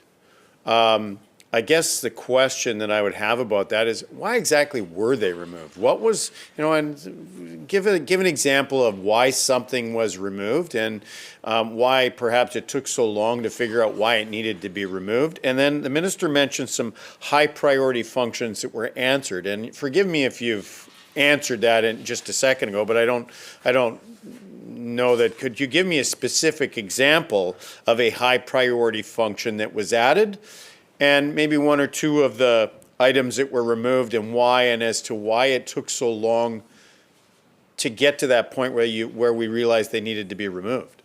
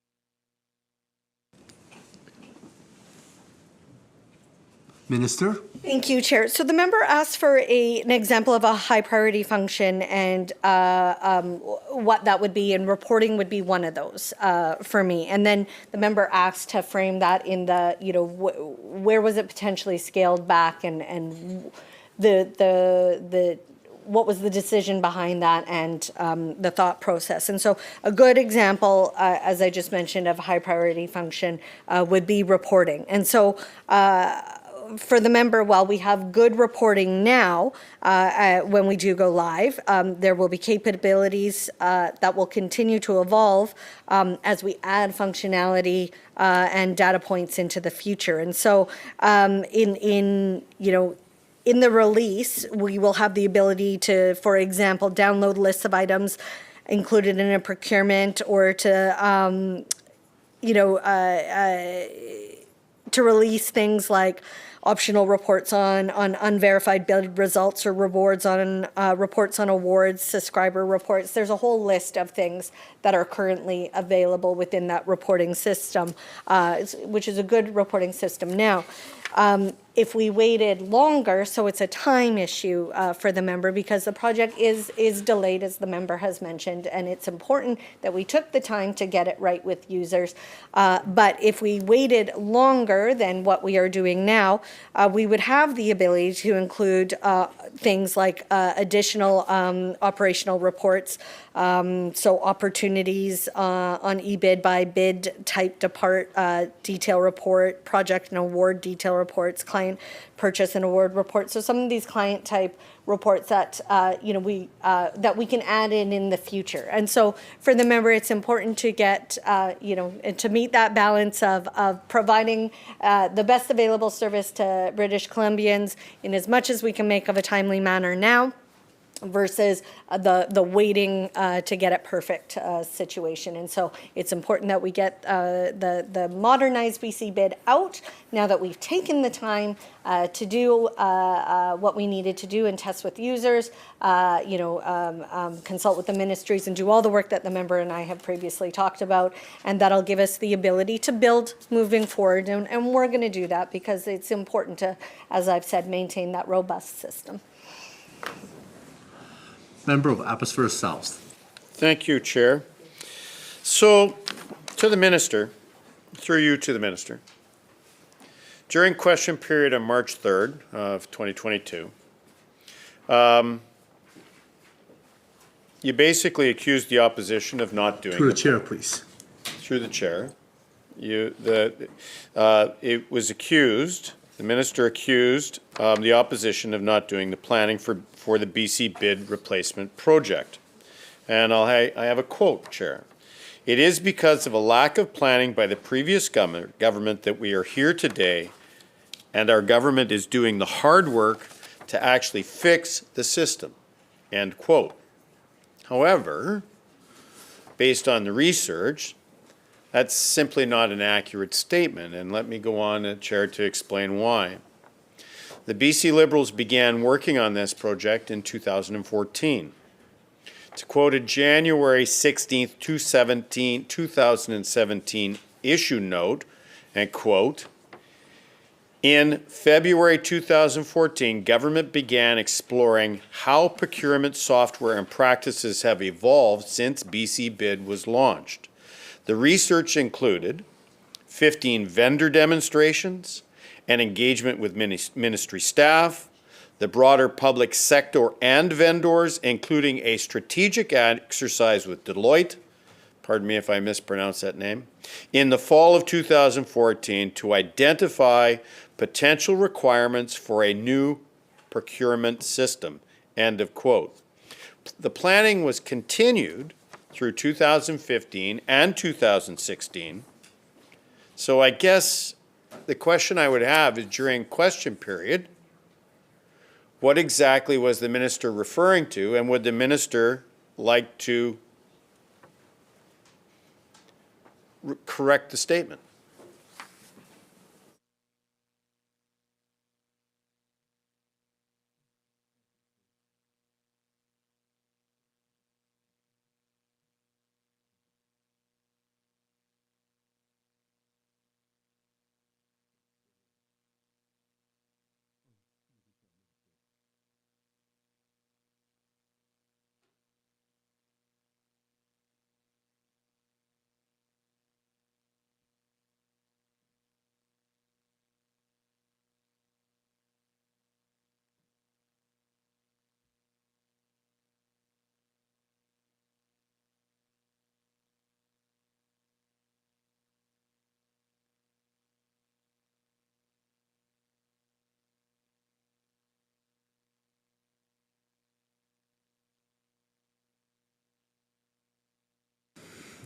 Minister. Thank you, Chair. And so I thank the member for the information. I am aware of everything the member has read into the record, and I have some further details for the member as well. And then the member and I will just simply share a difference of opinion here, because the stability and replacement of BC bid has been discussed as far back as 2010. And in a 2013 business case, there was a described need for a corporate investment in procurement and an investment in a procurement system because the current technology was failing. That was categorized as an end-of-life technology, as is noted, and efforts that were made to stabilize the system were only partially successful, and the system was at risk of failure. It didn't have the capacity to meet the transformative needs of government procurement. Now, there were similar concerns about the system that were contained in an internal analysis report as far back as 2010 for the member, in addition to the reports the member's referring to. Now, that business case from 2013 and the culmination of the work the member talked about after led to that posting of a request for qualification in 2016. So there was a collaborated process with Alberta and Saskatchewan on a joint procurement process, but that resulted in 2017 in a number of risks that surfaced, and the procurement was cancelled. And it was replaced with a BC negotiated request for proposals in December 2017, put through the ministry that resulted in the current contract with CGI. And so, to my point, yes, this has been discussed for years. However, the first successful procurement to commence replacing the system was only completed in 2018.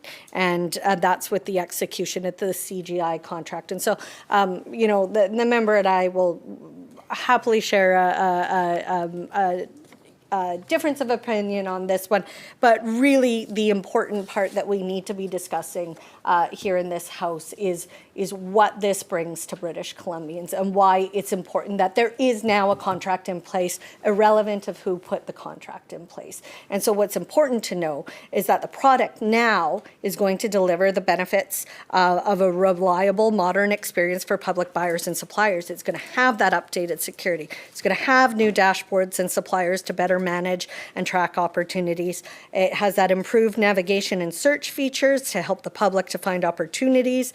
It has discussion forums for procurement teams and suppliers to communicate on the application, which is huge. There's consistency now in how opportunities from government and broader public sector are posted. And there's another long list that I won't tell the member to buckle up for and read into record. We'll leave it there because that's the important part, is that we have a product that delivers these benefits to British Columbians. Member for Abbotsford South. Thank you, Chair, and through you to the Minister. And I guess part of the issue is it's because of a lack of planning, as the words of the Minister, then question period. And so just, in out of the guise of fairness, would the Minister agree that in 2014, government began exploring how procurement software and practices evolved since BC Bid was launched? The research, which included 15 vendor demonstrations and engagement with ministry staff, the broader public sector and vendors, including a strategic exercise with Deloitte in the fall of 2014 to identify potential requirements for a new procurement system. Further, in June 2015, the business requirements developed to support the new technology to replace BC Bid were posted publicly on the ministry's hub site. The site was created to engage in a proactive public conversation and around potential procurement opportunities. The pilot of this approach was launched with notifications to stakeholders already engaged in the program, for instance, core government audiences, broader public sector, and suppliers that provide source-to-contract technology, and was open to public feedback about the business requirements for a procurement system for the government to replace or update BC bid. 100 comments were received out of this process. Would the minister agree that that is a significant amount of planning?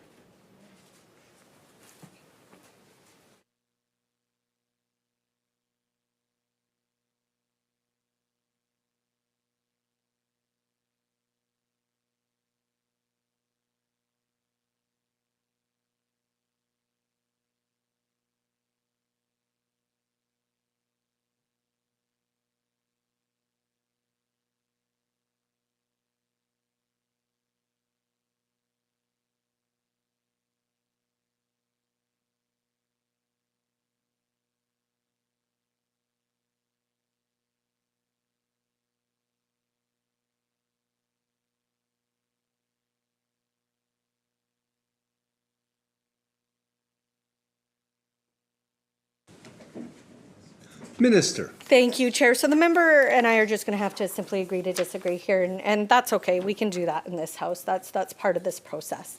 I maintain my previous answer. You know, while the the replacement of BC bid has been discussed because it was end of life since 2010, the results were delivered in 2017 in a current contract with CGI, and that first successful procurement the proposals were put out in December 17, and the first successful procurement since 2010 happened in December 2018 with the CGI contract. And so, the member and I can agree to disagree here. The important part is the contract is in place, the work is being done, so we can provide that great new system for British Columbians. Member for Abbotsford South.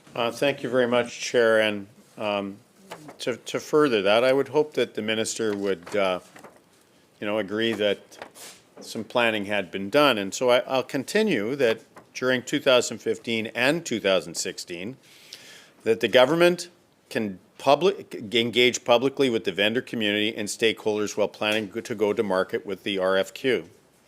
In February of 2016, a request for qualifications was posted to BC Bid for technology to replace and expand the functionality of the existing BC Bid system.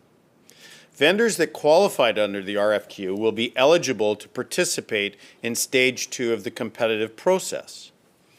A vendor information session to provide an overview with the scope and process was held on January 21st of 2016, and 30 companies participated online or in person, represented by 44 different individuals. Nitor, a consulting company specializing in procurement technology, has been assisting government to draft the business requirements, business case, and to support the competitive process for the potential technology to replace the BC bid. So I guess my question to the minister, would the minister agree that this foundational work, which was done by the previous administration, was helpful in moving forward to the work that the minister inherited, and the previous government did in fact start the planning process to update the BC bid?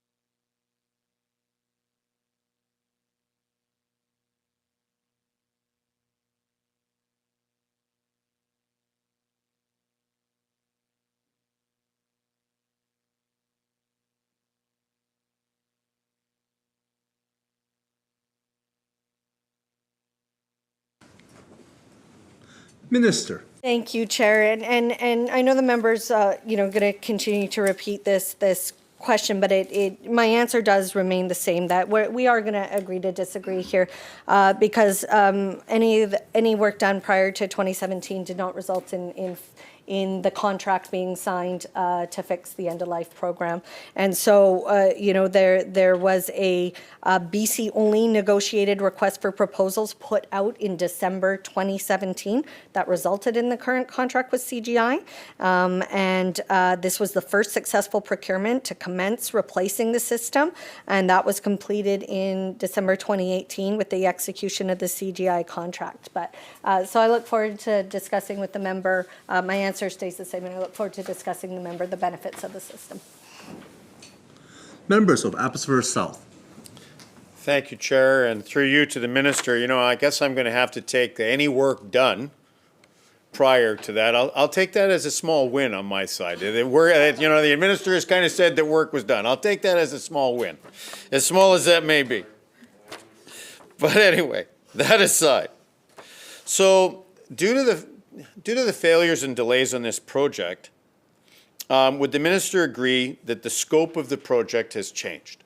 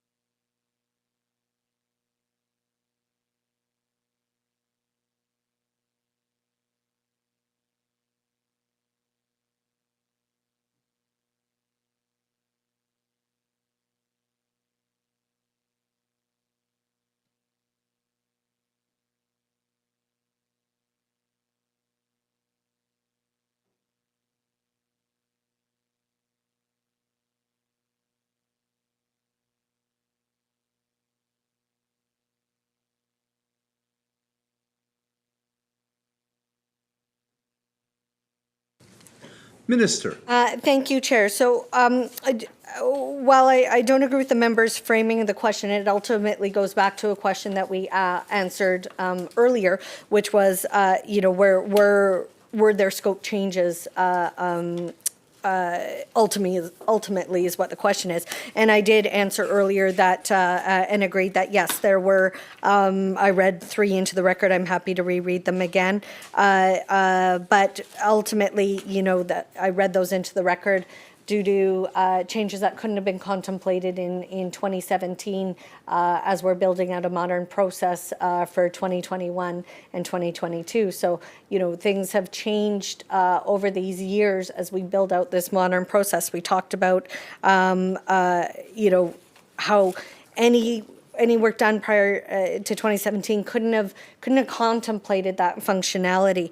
We talked about having to add in some new requirements because of core policy updates. We had to add in new requirements due to the CETA, which is the Canadian European Union Comprehensive Economic Trade Agreement. And so, for the member, we discussed that. So I think the member probably has some further questions on it. Member for Abbotsford South. Thank you, Chair, and through you to the minister. The minister mentioned a few minutes ago CGI. Is the minister satisfied with CGI's performance?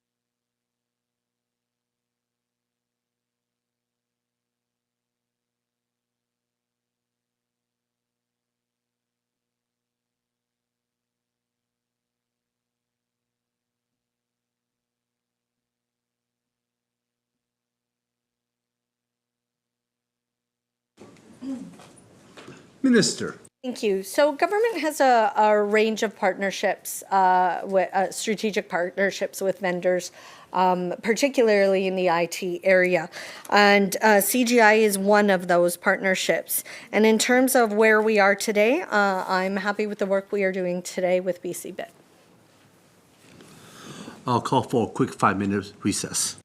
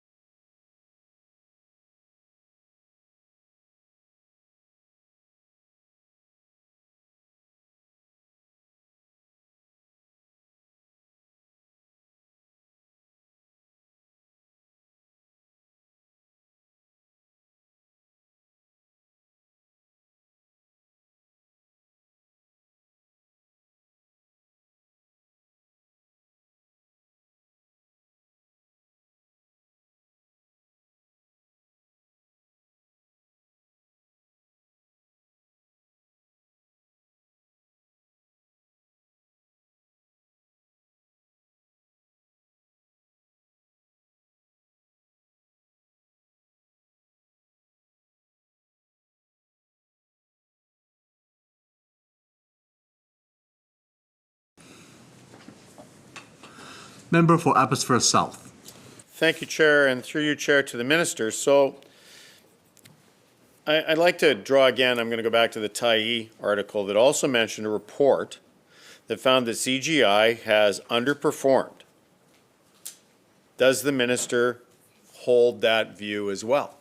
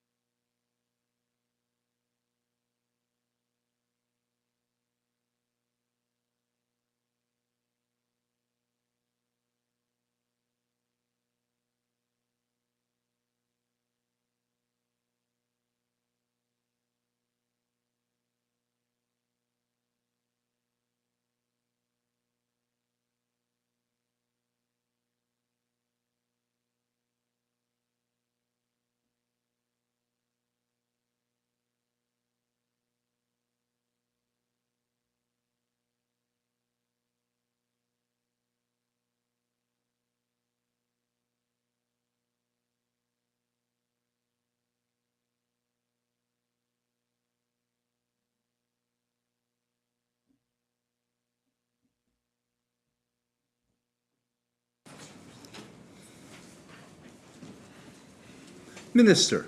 Thank you, Chair. So as I've said in the previous answer, I'm happy with where we are today.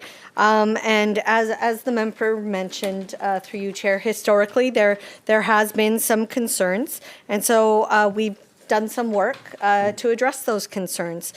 We've made sure that the governance has been updated to improve collaboration, accountability, and executive visibility. We had decision gates and acceptance criteria are now in place, which are being used to manage the delivery of the new BC bid. Enhance the management of deliverables, and the contract extension now includes the use of clear statements of work. We now have monthly time and material caps that were added to enhance ability to forecast and manage cost. There are new performance monitoring requirements for the project deliverables, and there's the new agreement also clarifies roles and responsibilities to improve accountability for all deliverables, ensuring that we're in a good place today.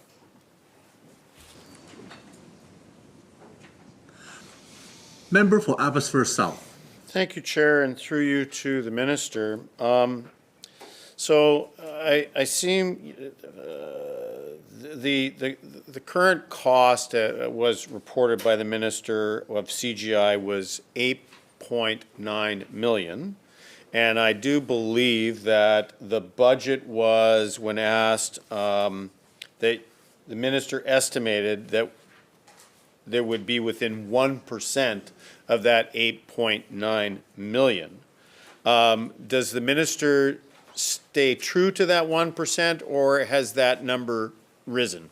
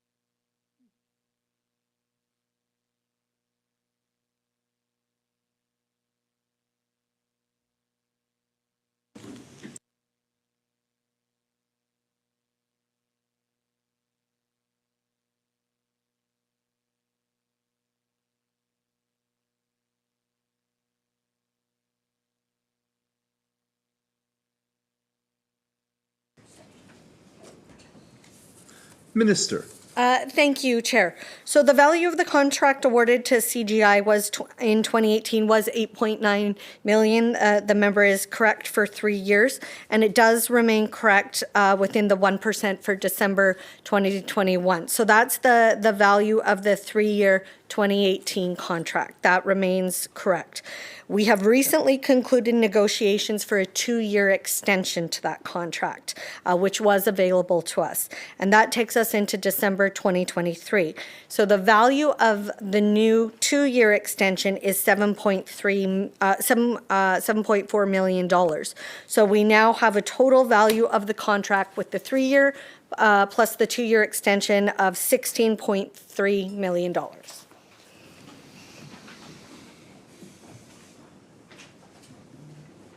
Member for Abbotsford South. Thank you, Chair. And through you to the minister. So thank you for that. And I'm going to move on to just talk a little bit about BC bid and its use or the lack of use of it currently. So does the minister know that the majority of school districts don't use BC bid and that 2 health authorities don't use BC bid for their procurement needs?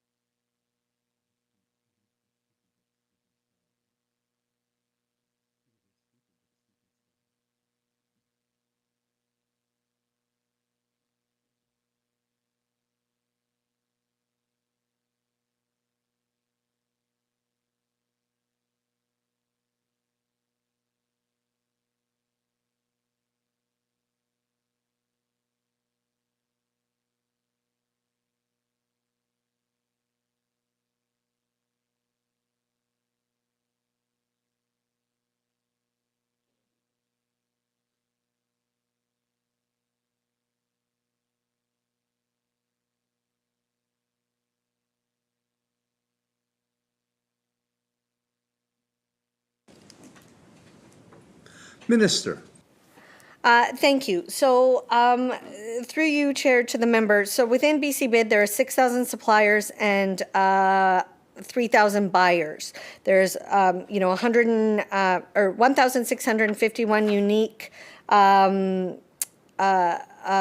buyers within the system, and we have 1,475 unique government systems within there as well. So we have a whole system that I can't break out the individual who those individual contractors are. I know the member probably has a further question the member wants to get to as to the root of the question, but it's a very well-used system for accessing government services. Member for Abbotsford South. Well, thank you very much for the thank you very much, Chair, and through you, Chair, to the minister. Well, thank you very much for that answer, but that answer didn't really specifically answer the question I asked, which was, does the minister know that the majority of school districts do not use BC bid and that 2 health authorities do not use BC bid for their procurement needs? That was the question.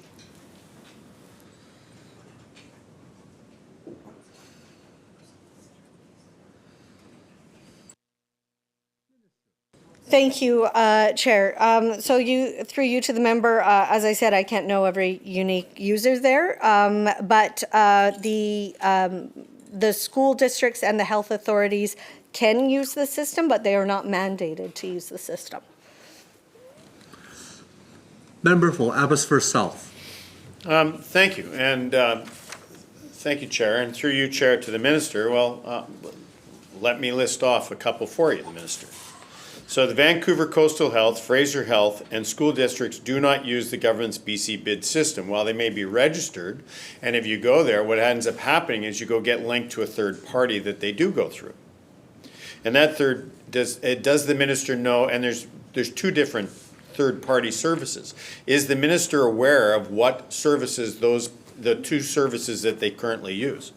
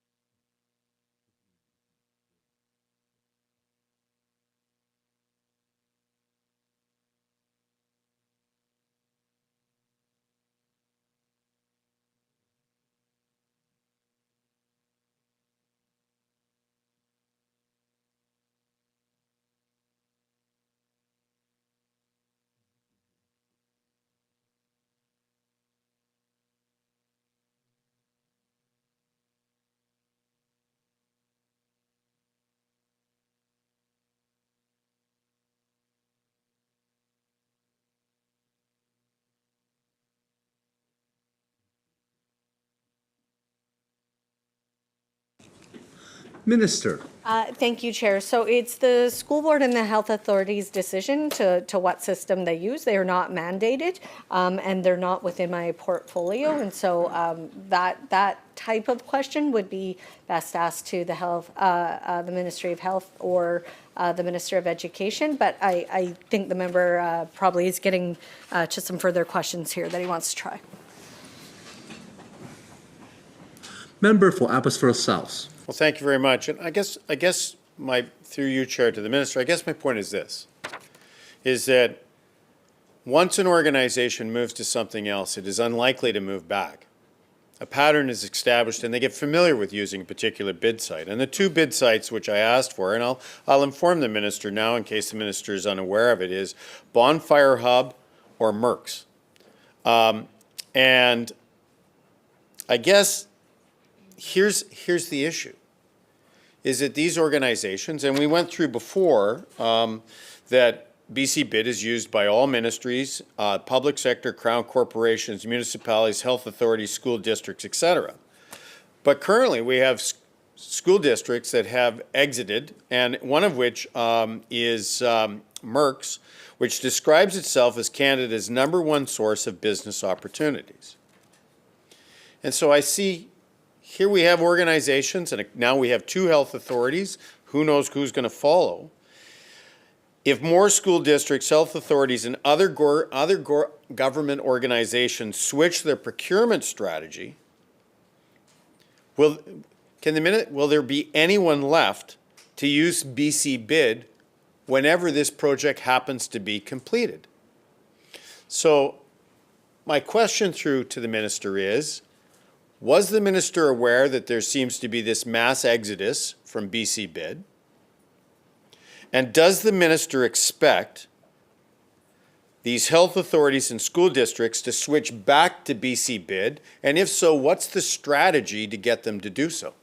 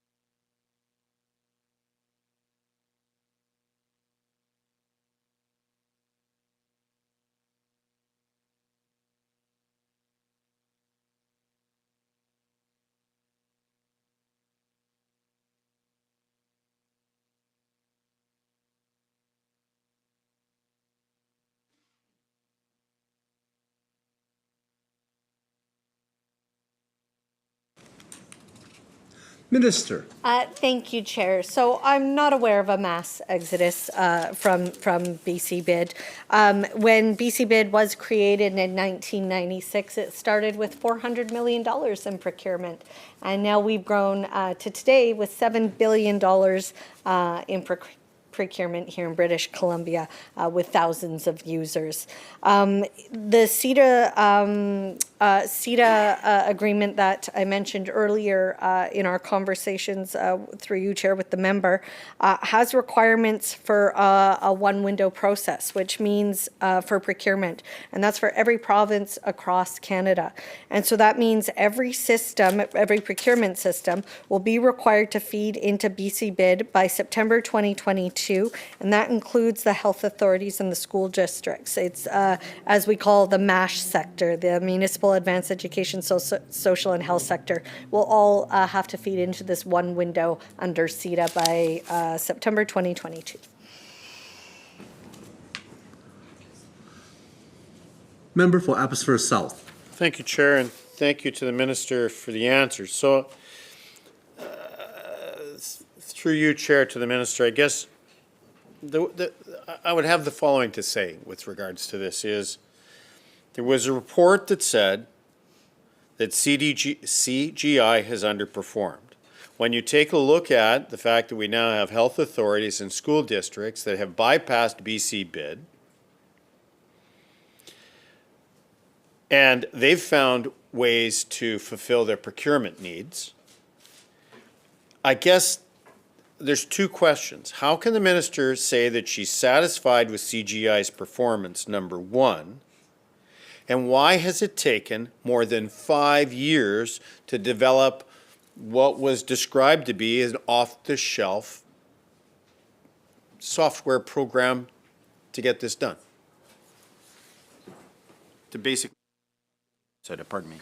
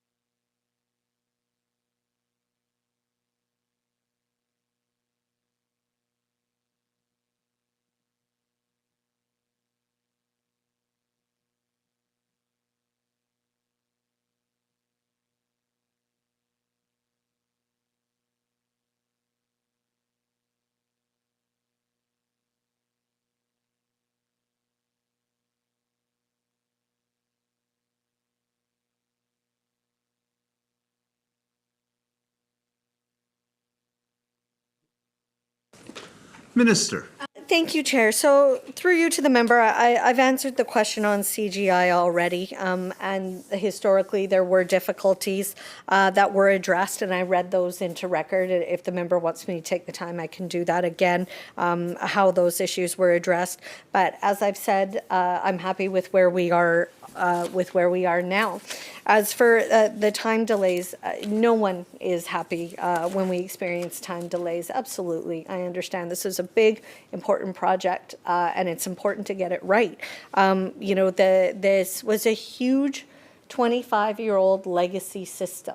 That was at end of life, Chair. That kind of work takes time, and it was important that we take the time to get it right. Of course, we were impacted by COVID. I know the member's gonna roll his eyes at that one if I were not, I won't comment on that though. But we were, of course, impacted by COVID along with everyone else across the globe. That I prefer to look at where we are now. I'm happy with where we are now with our contract. We've done the work we needed to test the system with the users, to test it, to do that onboarding work as we speak. We took the time required over this past year to get it right because that's a responsible thing to do. And so while I'm obviously, and no one is happy with any delays, I'm happy with where we are now in being able to deliver a product that's actually going to meet the needs of British Columbians and meet the needs of our buyers and our vendors. And I think that's the right place to be. Member for Abbotsford South. Well, thank you very much, Chair, and through you to the Minister, thank you for the answer. So I'm gonna move on from BC bids. I'm sure we'll all take a big sigh of relief on that one.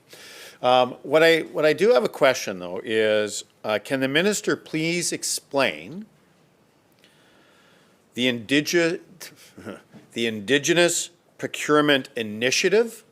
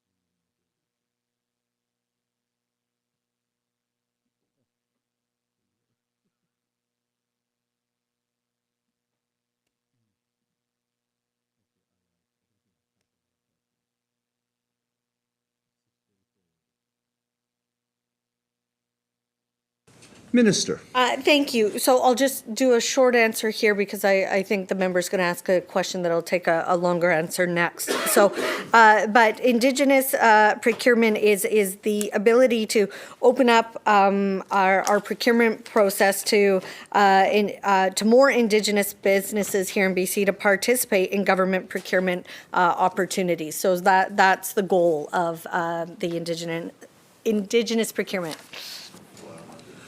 I ask the Minister to move a motion. Thank you, Chair. I move that the committee rise report nope, that's not. Oh, yeah, report resolution and completion on the estimates of the Ministry of Advanced Education and Skills Training and report progress on the Ministry of Citizen Services and ask leave to sit again. Members, a vote is about to take place. The question is that the committee writes, report resolution and completion of the estimates of the Ministry of Advanced Education and Skills Training, and report progress on estimates of the Ministry of Citizen Services, and seek leave to sit again. Those in favor indicate aye. Aye. Those opposed indicate nay. Motion is carried. Thank you, members. This committee now stands adjourned.